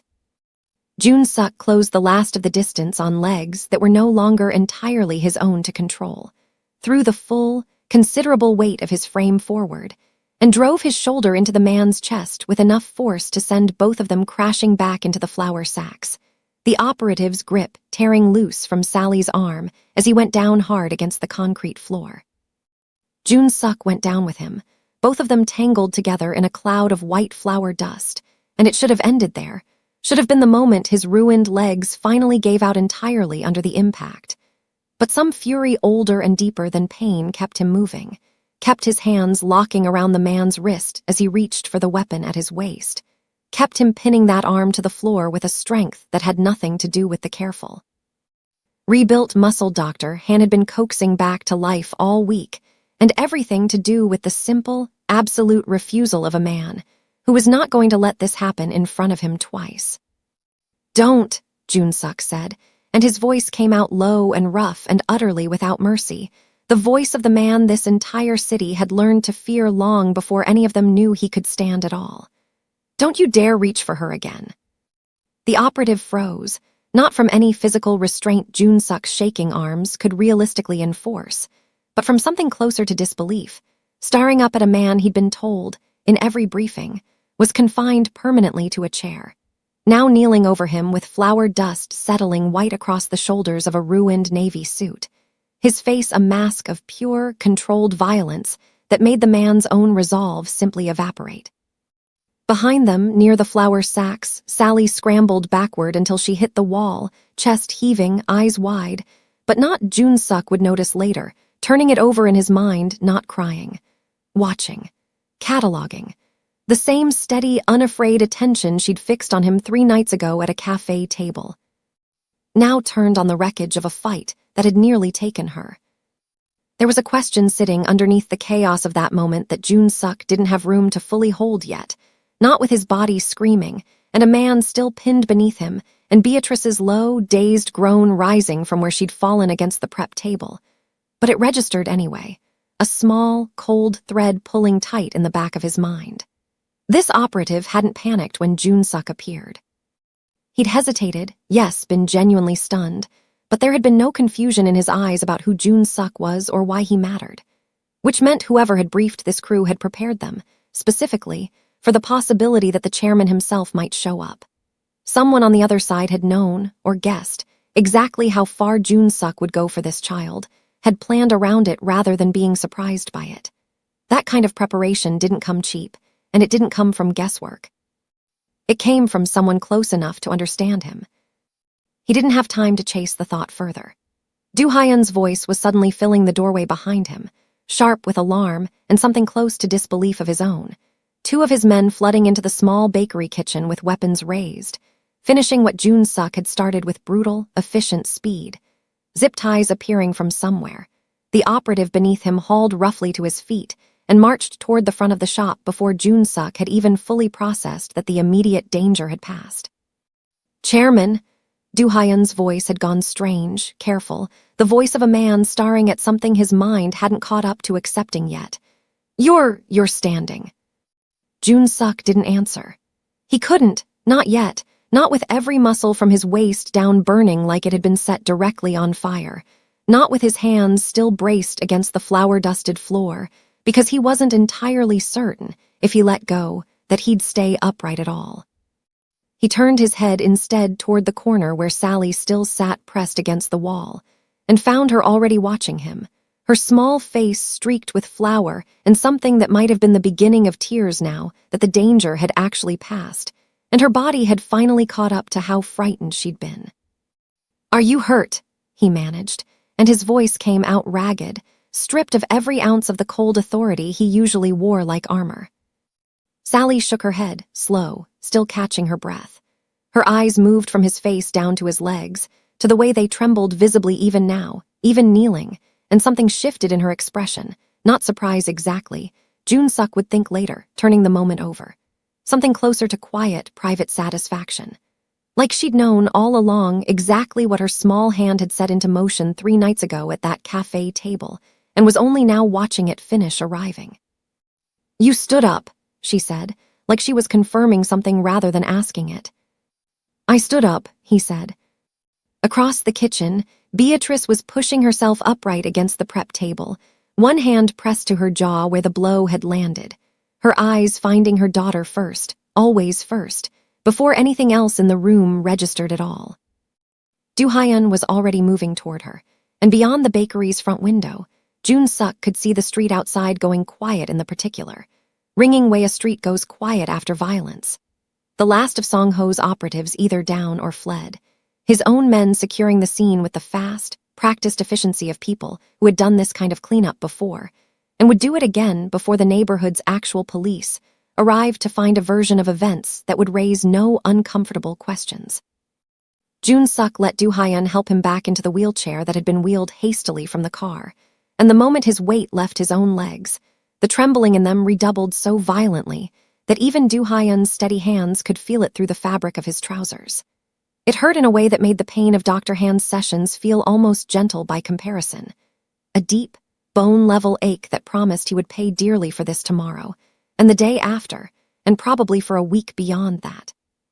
He found, sitting there in his chair with flour dust still clinging to his ruined suit jacket, that he didn't regret a single second of it. Sally crossed the kitchen slowly, still a little unsteady herself, and stopped in front of his wheelchair, studying him with the same frank, evaluating look she'd given him that first night at the cafe table. "You didn't fall down," she said. "Not yet," Jun-suk said, and something in his own voice surprised him, something almost like a laugh, rusty and unfamiliar, the sound of a man remembering, distantly, that humor had once been a thing he was capable of. "Ask me again tomorrow." She reached out then, without asking, the way she seemed to do everything, and pressed her small hand flat against his knee, over the fabric of his trousers, over muscle that was still shaking with exhaustion and pain, and the sheer disbelief of having just done what it had just done. He felt, beneath her palm, a faint warmth spread outward, gentler this time, quieter, not the violent shock of that first night, but something closer to comfort, like she understood, in whatever way a 7-year-old understood anything this large, that tonight had cost him more than it had looked like from the outside. "Good," she said simply, and stepped back, satisfied, as if she'd just confirmed a result she'd been fairly confident about all along. Behind her, Beatrice was staring at Jun-suk with an expression that had shifted, somewhere in the last several minutes, from wary distrust into something Jun-suk didn't yet have a name for gratitude, certainly, but tangled with something heavier, something closer to recognition, the look of a woman finally understanding exactly how far her own mother's warnings had reached across time to protect her daughter. There was still a war coming. Jun-suk understood that with total clarity even as the adrenaline began, finally, to drain out of his body and leave the full weight of the pain behind in its place. Song-ho would not stop because one attempt had failed on an ordinary bakery street.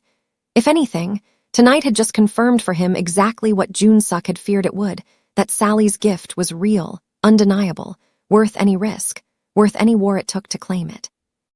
What had been a quiet, careful threat circling at the edges of his protection was now, after tonight, going to become something far more direct, far more desperate, and Jun-suk, sitting in his wheelchair with legs that could barely hold him upright for 30 seconds at a time, understood exactly how thin the margin had been tonight between triumph and total catastrophe. He looked up at Do-hyun, who was watching him with an expression somewhere between awe and open concern, and forced his voice back into something resembling command. "Get them somewhere safe. Tonight. Not the apartment, somewhere Song-ho's people don't know exists." He glanced once more at Sally, small and flour-dusted and utterly unbothered by the violence that had just swirled around her, and felt the full, terrifying weight of exactly how much he now had left to lose. Because after what just happened here, he isn't going to try this quietly again. Next time, he's going to bring everything he has. There is a version of this story where Min Song-ho gets away with what he started tonight, where a dying man's greed decides a little girl's fate and nobody stands in the way of it. That is not the version I'm interested in telling, and it's not the version sitting inside the founding member collection above, either. If you want to see exactly what it costs a desperate man to underestimate the people who love a child fiercely enough to stand between her and the world, that reckoning is already written, waiting for you, in stories built for women who understand what it means to fight for the ones you love without apology. Don't let Min Song-ho be the only one taking action tonight. Claim your copy above, stand on the right side of this story, and let's finish what Chairman Lee just started. Song-ho brought everything he had by 9 the next morning, and the first sign of it wasn't a call or a message, but a photograph, sent to Do-hyun's private line from a number that traced back to nothing, showing 3 of Jun-suk's men bound and kneeling on the concrete floor of a warehouse Jun-suk recognized immediately from the angle of the light through its high, narrow windows, the old shipping facility at the eastern edge of the docks. The one Song-ho had quietly acquired 18 months ago through a shell company nobody had bothered tracking closely enough at the time. Jun-suk stared at the photograph for a long moment in the cold morning light of his study, Do-hyun standing rigid beside him, and felt something in his chest go very still and very cold. The particular stillness that had once made grown men in this city empty, their bank accounts rather than sit across a negotiating table from him. "Who?" he said quietly. "Kwon, Yuseok, and the younger one, Beek. They were pulling overnight watch on the Eastern Warehouse property, the one we've been eyeing for the harbor expansion. Song-ho's people hit the position 4 hours ago. Clean, professional. No survivors left behind to raise the alarm. They wanted us to find out this way." Jun-suk set the phone down on his desk with a control that cost him more than it showed. 3 of his men who had families, mothers, in one case a young wife 8 months pregnant with a child, Kwon, had spent the last month showing photographs of to anyone who'd sit still long enough to look. Taken not for ransom, not for territory, not for any of the ordinary business of the underworld that Jun-suk had spent 2 decades learning to navigate. Taken as leverage, plain and simple, the opening move in a demand that arrived 20 minutes later through the same untraceable number. Deliver the girl to the Eastern Warehouse by midnight, alone or with no more than 2 escorts. Bring her, and your men walk free, and this ends between us tonight. Refuse, and I start sending them back to you one piece at a time until you change your mind, or until there's nothing left to send. You have until midnight, Chairman. Don't waste it deciding what you already know you have to do."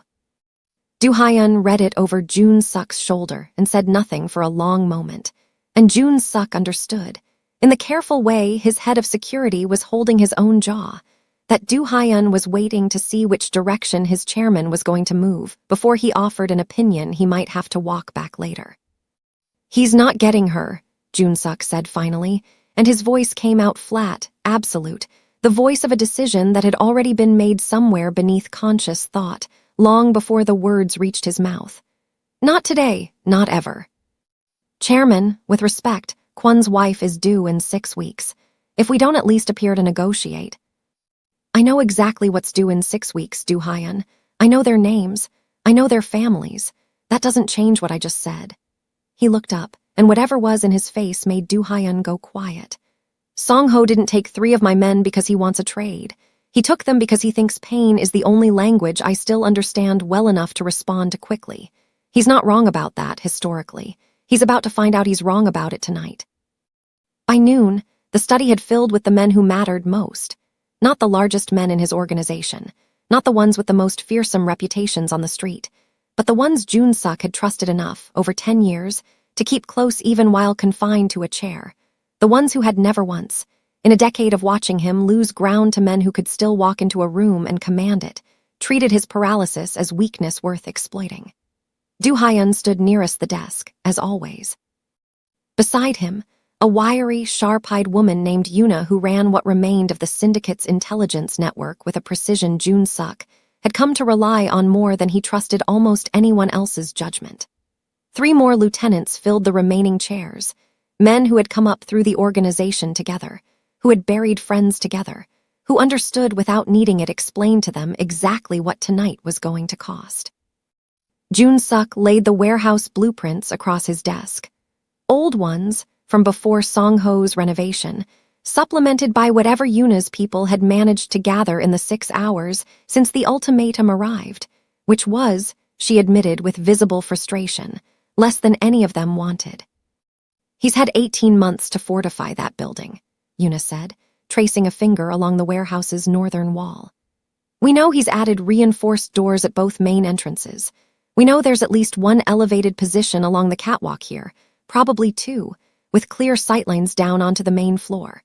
What we don't know is exactly how many men he's got inside tonight, or whether he's moved Kwon and the others to a secondary location we haven't identified."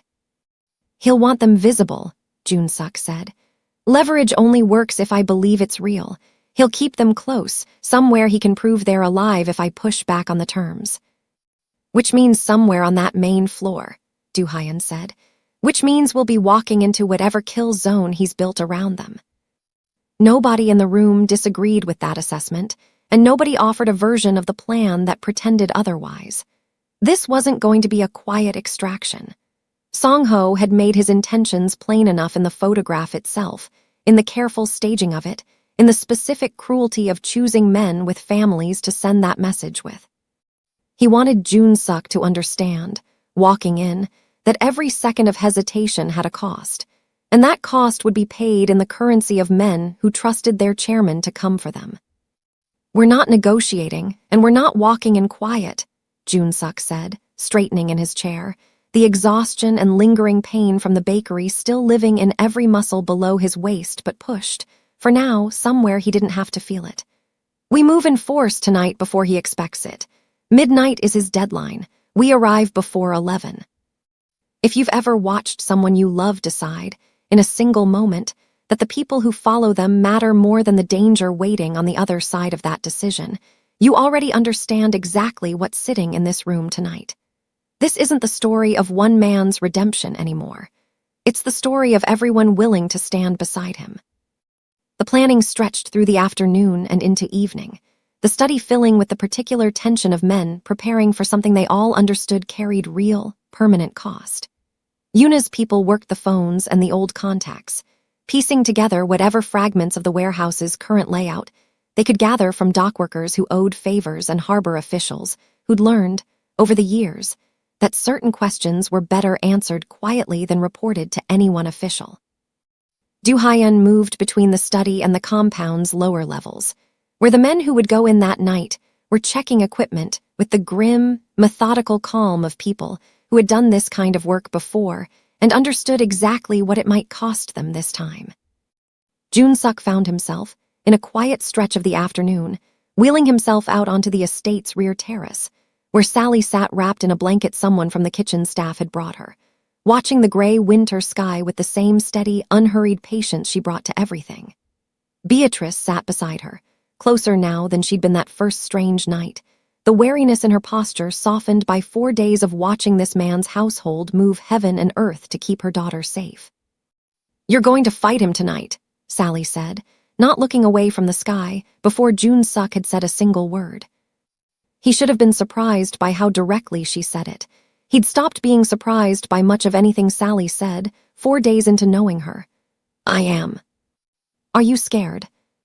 He considered lying to her, the reflexive instinct of every adult who'd ever sat across from a frightened child. He found, looking at her steady, unbothered face, that he didn't particularly want to. "Yes," he said, "I am." She nodded, like this was an acceptable and expected answer, and finally turned to look at him.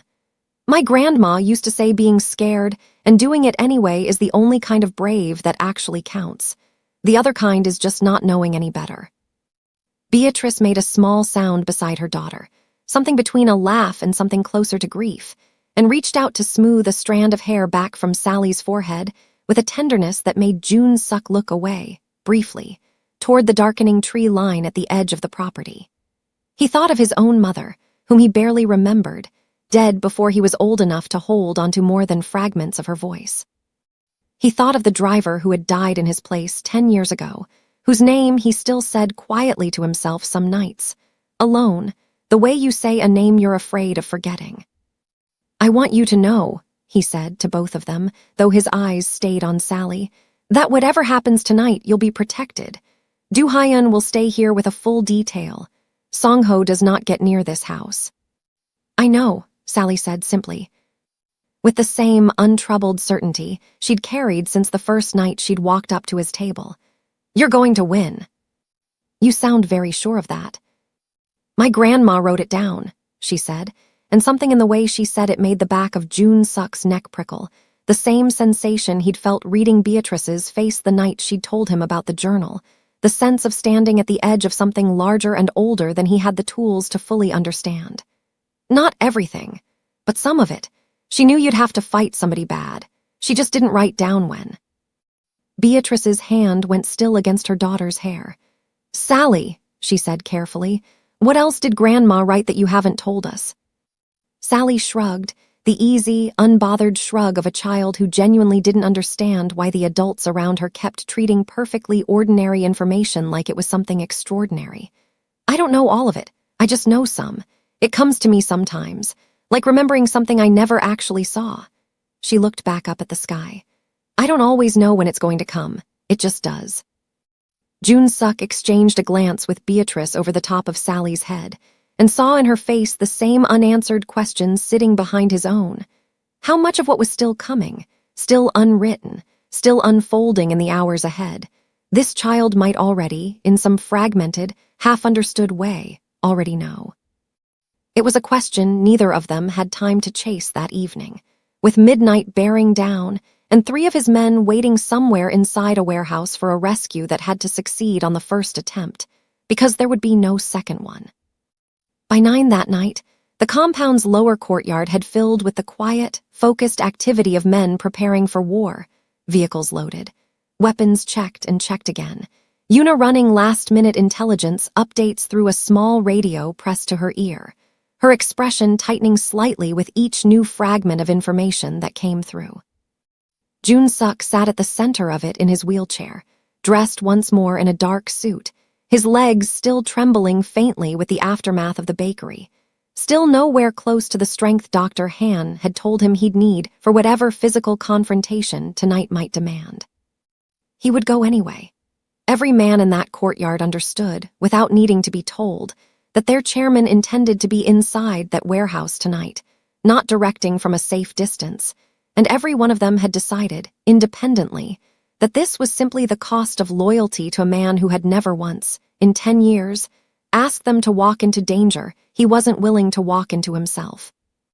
Do-hyun approached as the convoy finished loading, his face set in the particular grim readiness Jun-suk had come to recognize over 15 years, as the look of a man who had already made his peace with whatever the night might cost him. "Fog's rolling in off the water," Do-hyun said.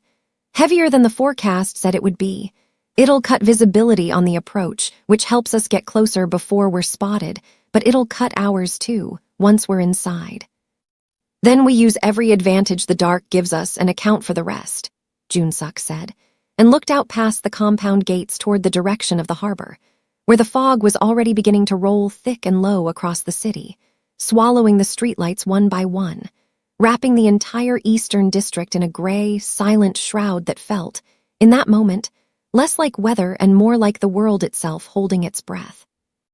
"Midnight," he said quietly, more to himself than to Do-hyun, checking the time against the ultimatum that had arrived that morning with 3 of his men's lives attached to it. "We move in 2 hours.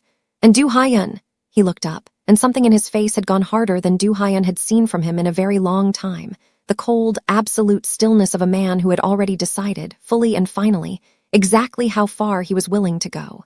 "Tonight, we don't just answer his threat, we end him. Whatever's left of the Viper Syndicate by morning, I want it small enough that nobody in this city ever mistakes weakness for opportunity again." Behind him, in the growing dark, the fog kept rolling in off the water, thick and patient, exactly the kind of cover a careful man could use to move an army of loyal soldiers within striking distance of a warehouse full of enemies who had no idea. Yet, exactly what kind of storm was closing in around them. The fog swallowed the convoy whole a quarter-mile from the warehouse, and Jun-suk gave the signal to cut the headlights and finish the approach in darkness thick enough that even Do-hyun, driving lead, had to slow to a crawl to keep from losing the road entirely. They came in on foot for the final 200 meters, a dozen men moving in near silence across wet concrete, the harbor's low groan of shifting water and distant machinery, the only sound beneath the fog's heavy hush. Jun-suk moved with them, slower than the others, leaning hard on a thick wooden cane Do-hyun had produced from the estate that afternoon without being asked, his legs still trembling with every step, still nowhere near ready for what he was about to demand of them. He didn't let that slow the pace of the group. He'd made his peace, hours ago, with the fact that tonight's plan didn't have room in it for a man who needed to be carried. The warehouse rose up out of the fog like something built specifically to be feared. Corrugated steel walls 3 stories high, a row of shipping containers stacked along its eastern flank, security lights haloed in gray mist at each corner of the property. Yuna's people had confirmed 6 visible guards on perimeter patrol an hour earlier, likely more inside, and there was no way to know for certain how many of Song-ho's full force had gathered behind those walls to defend whatever remained of his dying ambition. It didn't matter. Jun-suk had stopped counting hours ago how many men Song-ho might have. He'd only ever needed to count one thing: how many of his own men were still breathing inside that building, waiting for him to come and finish what tonight required. The first exchange of gunfire erupted at the eastern gate less than 90 seconds after Do Hyun's advance team made contact, the fog lighting up in brief, violent flashes as his men pushed hard against the perimeter, drawing Song-ho's guards toward the noise the way Jun-suk's plan had counted on them doing. It bought the smaller second team, Jun-suk moving at its center with two of his most trusted lieutenants flanking him, the narrow window they needed to reach the warehouse's side entrance, while the bulk of Song-ho's attention was fixed on the louder, more obvious assault at the front. Inside, the warehouse opened into a cavernous space stacked high with shipping containers arranged in long corridors, security lighting throwing everything into harsh pools of white, broken up by deep shadow, the whole structure ringing with the distant echo of gunfire from the front gate rolling off metal walls, until it seemed to come from everywhere at once. Jun-suk moved through it leaning on his cane, every step sending fresh pain lancing up through legs that had, 4 days ago, felt nothing at all, and he understood with a strange, distant clarity that the pain itself had become almost welcome proof that he was here, standing, present in a fight he had spent 10 years believing he'd never be able to enter on his own 2 feet again. They found Kwon, Yuseok, and young Beek exactly where the photograph had promised, kneeling, bound, guarded by 2 men near the center of the main floor, close enough to the ongoing gunfight at the front gate that Song-ho had clearly wanted his hostages positioned where he could use them as leverage the moment things went wrong. Jun-suk's lieutenant took the first guard down silent and fast, a hand over the mouth and a blade doing quiet work that Jun-suk didn't watch too closely, and the second guard turned just quickly enough to catch sight of Jun-suk himself, upright, cane in hand, moving toward him out of the shadow between 2 containers. Whatever the man had been briefed to expect from Chairman Lee, it clearly hadn't included this. He hesitated, just for a half second, and that hesitation cost him everything. Do Hyun's second lieutenant closing the gap and putting him down before his weapon had even fully cleared its holster. "Chairman," Kwon's voice cracked as the ropes came free from his wrists, his face pale, exhausted, streaked with 4 days of captivity he wouldn't fully talk about for a long time afterward. "You came yourself." "I told you I would," Jun-suk said, and meant it in a way that went deeper than the words could carry, though there wasn't time in that moment to say any more than that. "Get them out, now." Through the side entrance before. The rest of his sentence was swallowed by a fresh burst of gunfire, closer now, and the sudden, sharp sound of a voice amplified through a handheld radio somewhere above them, echoing down through the warehouse's high steel rafters. "Chairman Lee," Min Song-ho's voice, unmistakable even distorted through cheap electronics, carrying a thin, brittle edge that hadn't been there in whatever recordings Jun-suk had heard of him years ago, the sound of a man whose body was failing faster than his pride would admit. "I see you brought an army to what should have been a simple exchange. That wasn't necessary. But I suppose I should have expected nothing less from a man who apparently doesn't need his wheelchair anymore." Jun-suk looked up toward the catwalk running along the warehouse's upper level, and found him there, silhouetted against one of the security lights, leaning on a cane of his own, a detail that struck Jun-suk with an odd, unwelcome jolt of recognition. 2 men, on opposite sides of a war that had never needed to happen, both of them held upright tonight by nothing more than sheer, stubborn will and a length of polished wood.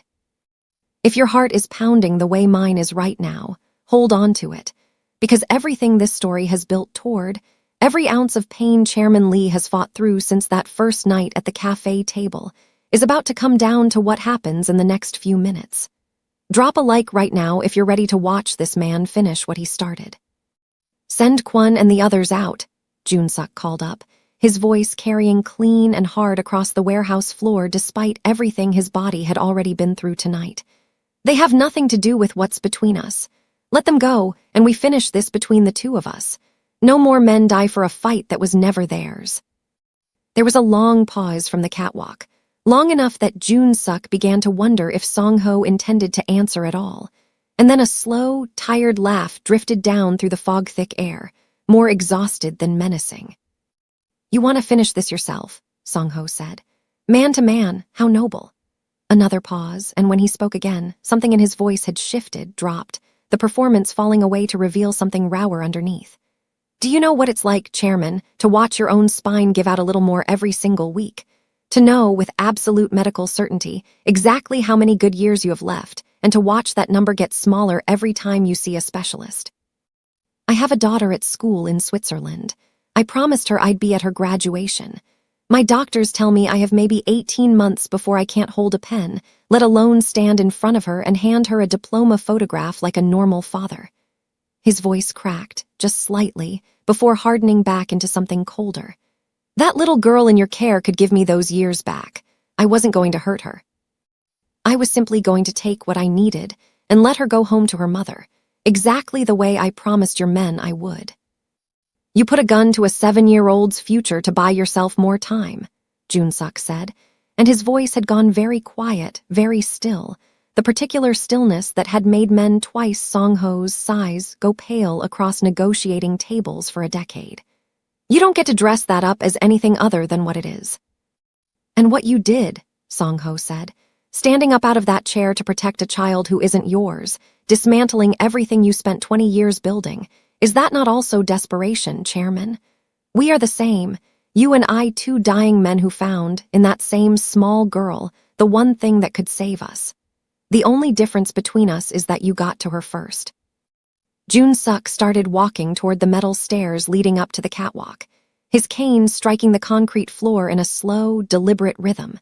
Kwon and the others already being hustled out the side entrance behind him by his lieutenants, the sound of gunfire at the front gate beginning, finally, to thin as Do-hyun's forces overwhelmed what remained of Song-ho's perimeter defense. "The difference," Jun-suk said, climbing, each step a fresh wave of agony he refused to let show on his face, "is that I never once asked her for anything. She offered, freely, because that's who she is. You sent men to break into a bakery and drag her out of her mother's arms. That's not the same desperation, Song-ho. That's just the same excuse men like us have always used to justify taking what was never ours to take." He reached the top of the stairs and found Song-ho waiting there, closer up than the distorted radio voice had suggested. A gaunt, hollow-eyed man leaning hard on his own cane, a pistol held loosely in his other hand, more for show at this point than genuine threat, given how visibly his grip trembled. "I don't want to kill you," Jun-suk said, and it was, strangely, entirely true. "I've spent 10 years learning exactly how much killing costs a man, long after the bodies are buried. I'd rather you walked away from tonight and spent whatever time you have left with your daughter. But I need you to understand completely that if you or anyone connected to you comes near that family again, I will not offer this same mercy twice." Song-ho's laugh this time carried no humor in it at all. "Mercy," he said, "from the man who just tore the Viper Syndicate apart in one night." He raised the pistol, hand shaking visibly now, whether from illness or fury Jun-suk couldn't tell and didn't particularly care. "I built this empire from nothing. I am not walking away from it because a paralyzed man found God in a plate of fish and fries." He fired. The shot went wide, Song-ho's ruined nerves betraying him at the exact moment his pride demanded precision, and Jun-suk closed the remaining distance between them before Song-ho could steady his aim for a second attempt, driving his cane hard across the man's wrist with a crack that sent the pistol clattering across the catwalk's metal grating and over the edge, spinning down into the darkness below. Song-ho staggered back against the railing, cane forgotten, both hands clutching his injured wrist, and for one long, suspended moment, the two men simply stared at each other across 3 feet of fog-wet metal. One man who had clawed his way back from 10 years of paralysis through nothing but stubborn, desperate love for a child who wasn't his own, and one man who had let 10 years of slow, private agony curdle into something willing to steal a child from her mother's arms, rather than accept the ending his own body had already written for him.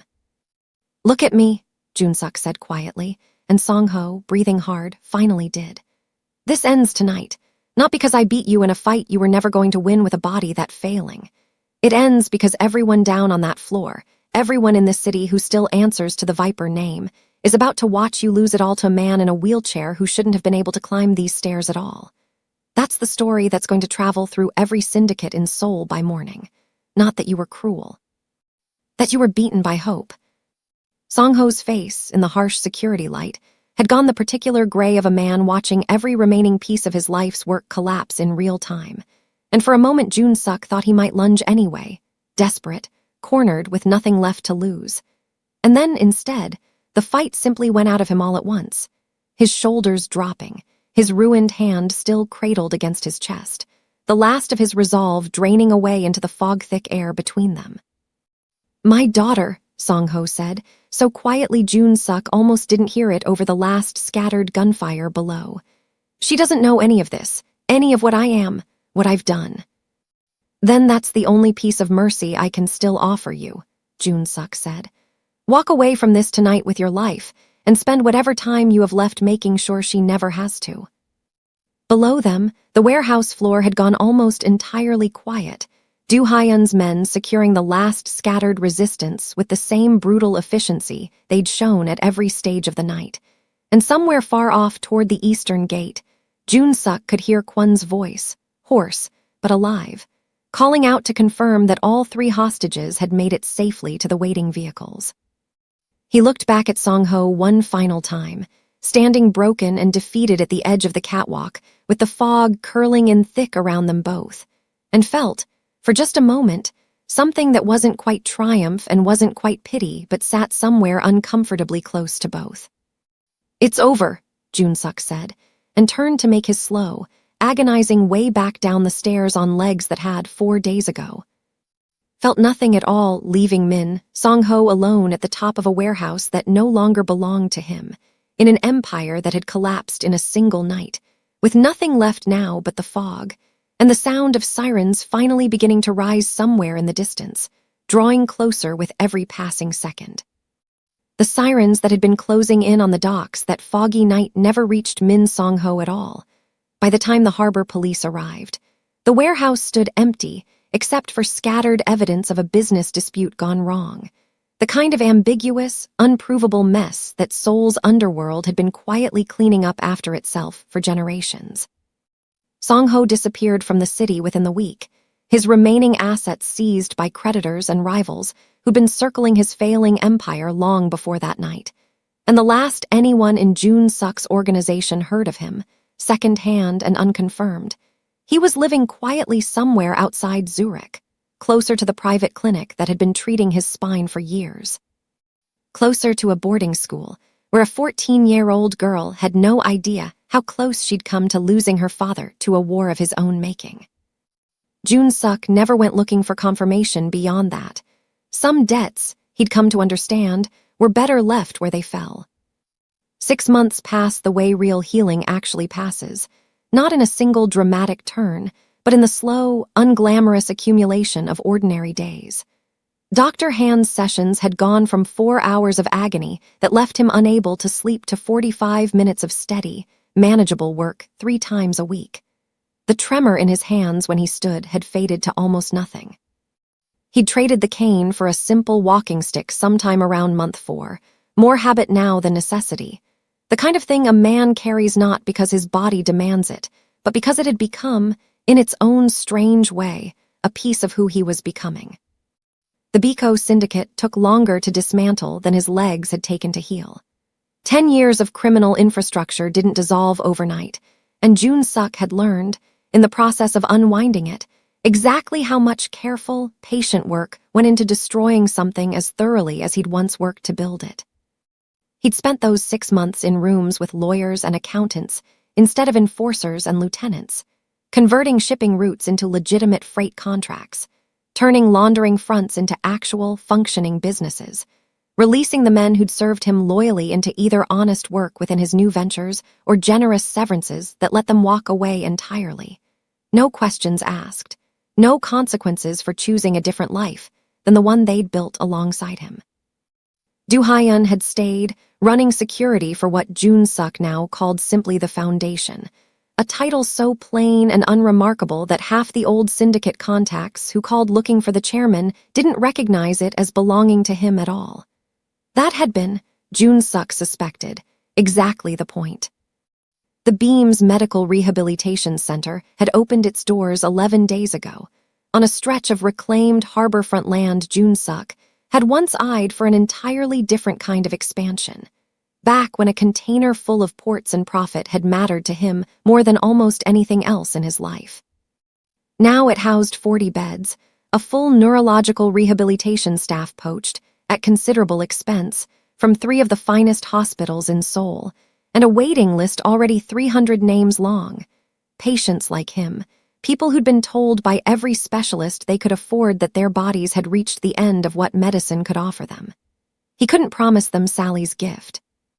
He'd been careful, from the very beginning, never to let word of what had actually happened to him spread beyond the small, trusted circle who already knew, understanding with total clarity what kind of danger that knowledge had already cost this family once. But he could promise them the finest conventional care in the country, delivered free of charge, for as long as the foundation's assets could sustain it, which, given how much of the old Biko fortune he'd redirected into its endowment, would likely be a very long time. There was still a question sitting unresolved at the edges of all of it, one Beatrice had raised again just last week, sitting across from him in his study with the same careful, searching look she'd worn the night she first brought him her mother's journal. How much more was written in that journal that they hadn't yet found the key to understanding, pages further along, dated closer to Sally's birth, that used language even Beatrice, poring over them late into the night, couldn't fully decode. Whether her mother's gift, and whatever debt it had been settling, was truly finished now, or whether it was simply resting, the way old, patient things sometimes rest, waiting for the next thread of a story none of them could yet see the shape of. Beatrice hadn't found an answer yet. Neither had Jun-suk.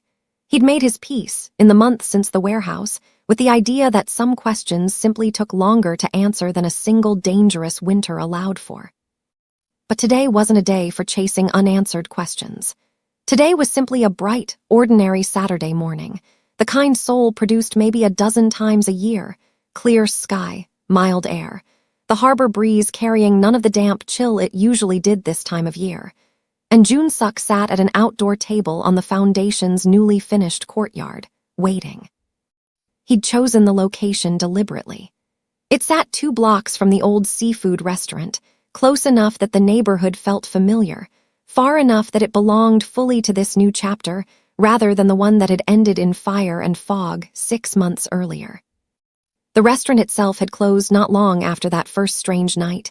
The owner, spooked by everything that had unfolded around his quiet corner table, had sold the building and retired to his daughter's place in Blasian, and Jun-suk had, without ever quite admitting it to anyone including himself, felt a small, private grief about that. It had been, for 10 years, the closest thing he'd had to a regular life. He understood now, sitting in the sun with a plate of grilled fish and fries in front of him, that he'd simply been waiting, without knowing it, for a reason to build a better one.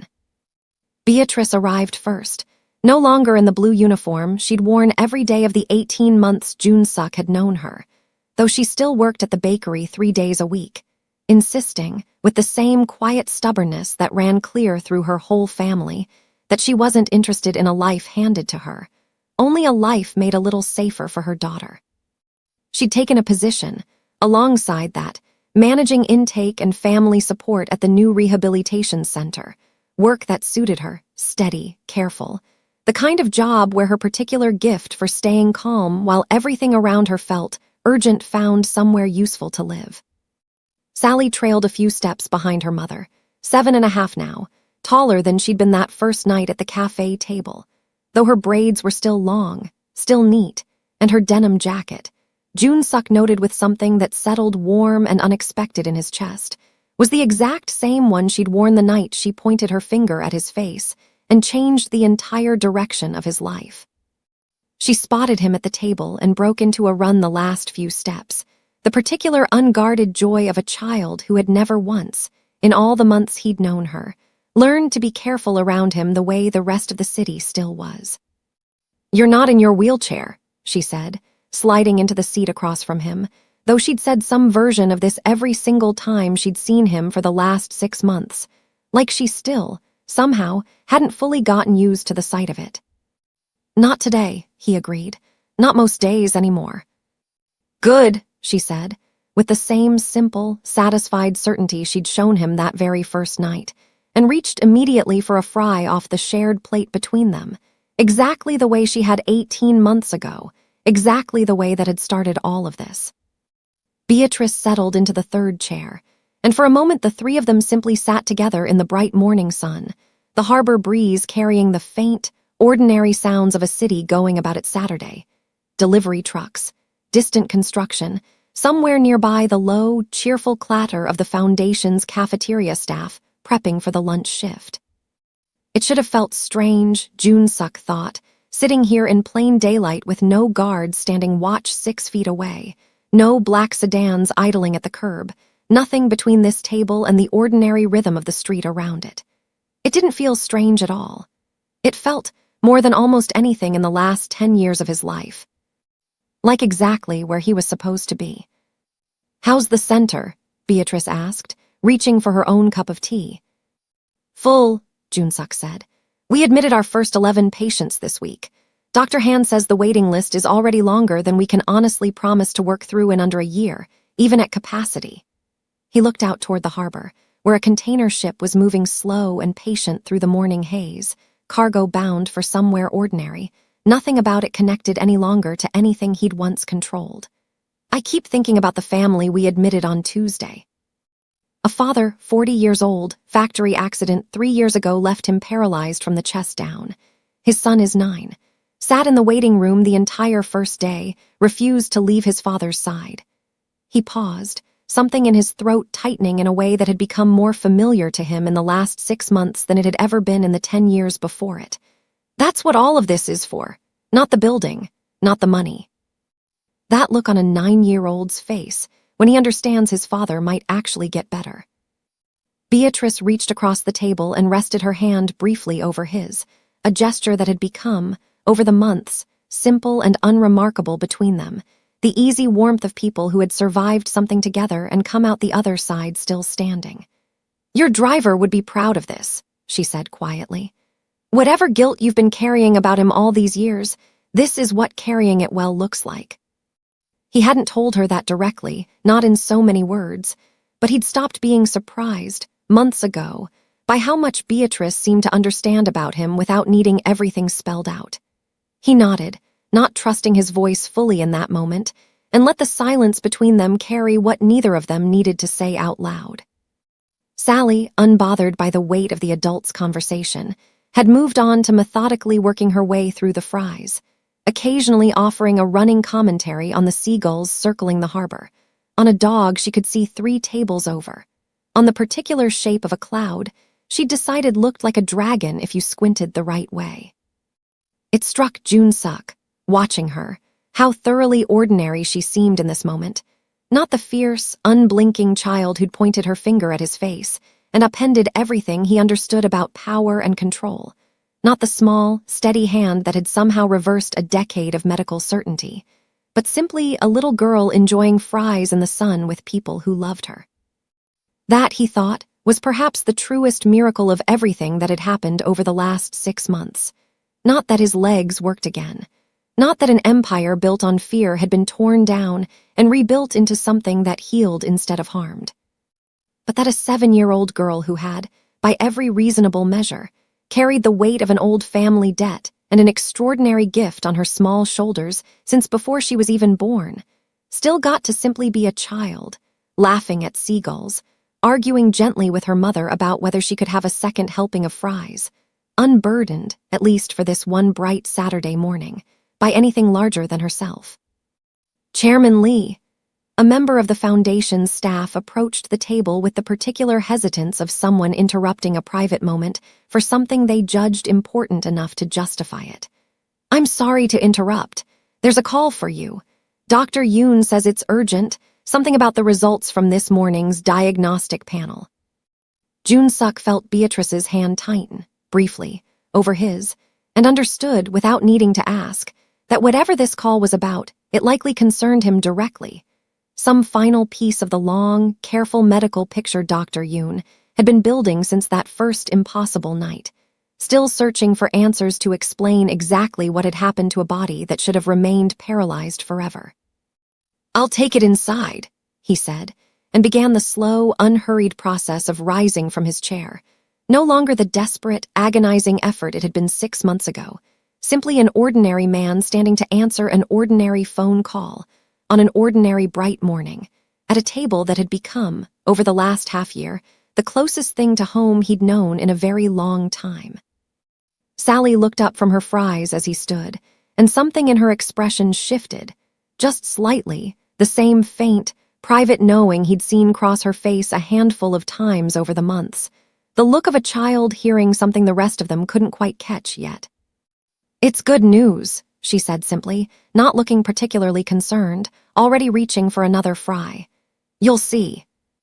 He paused, halfway to standing, looking down at her small, unbothered face, and felt the same familiar prickle move down the back of his neck that he'd felt so many times since that first strange night.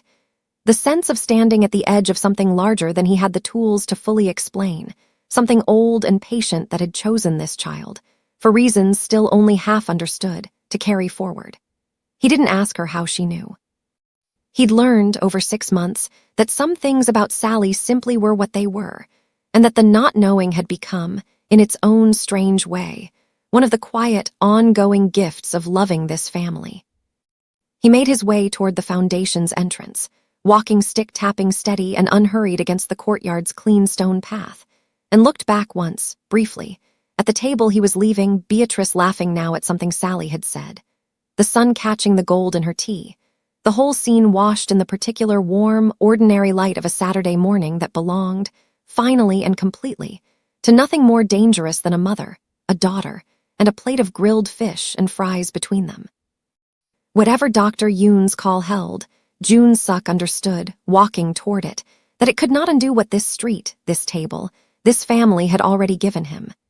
10 years he had spent as a man who ruled from a chair, feared and untouchable and entirely alone. 6 months ago, a fierce, unafraid 7-year-old girl had pointed a finger at his face and asked for nothing more than a fair trade.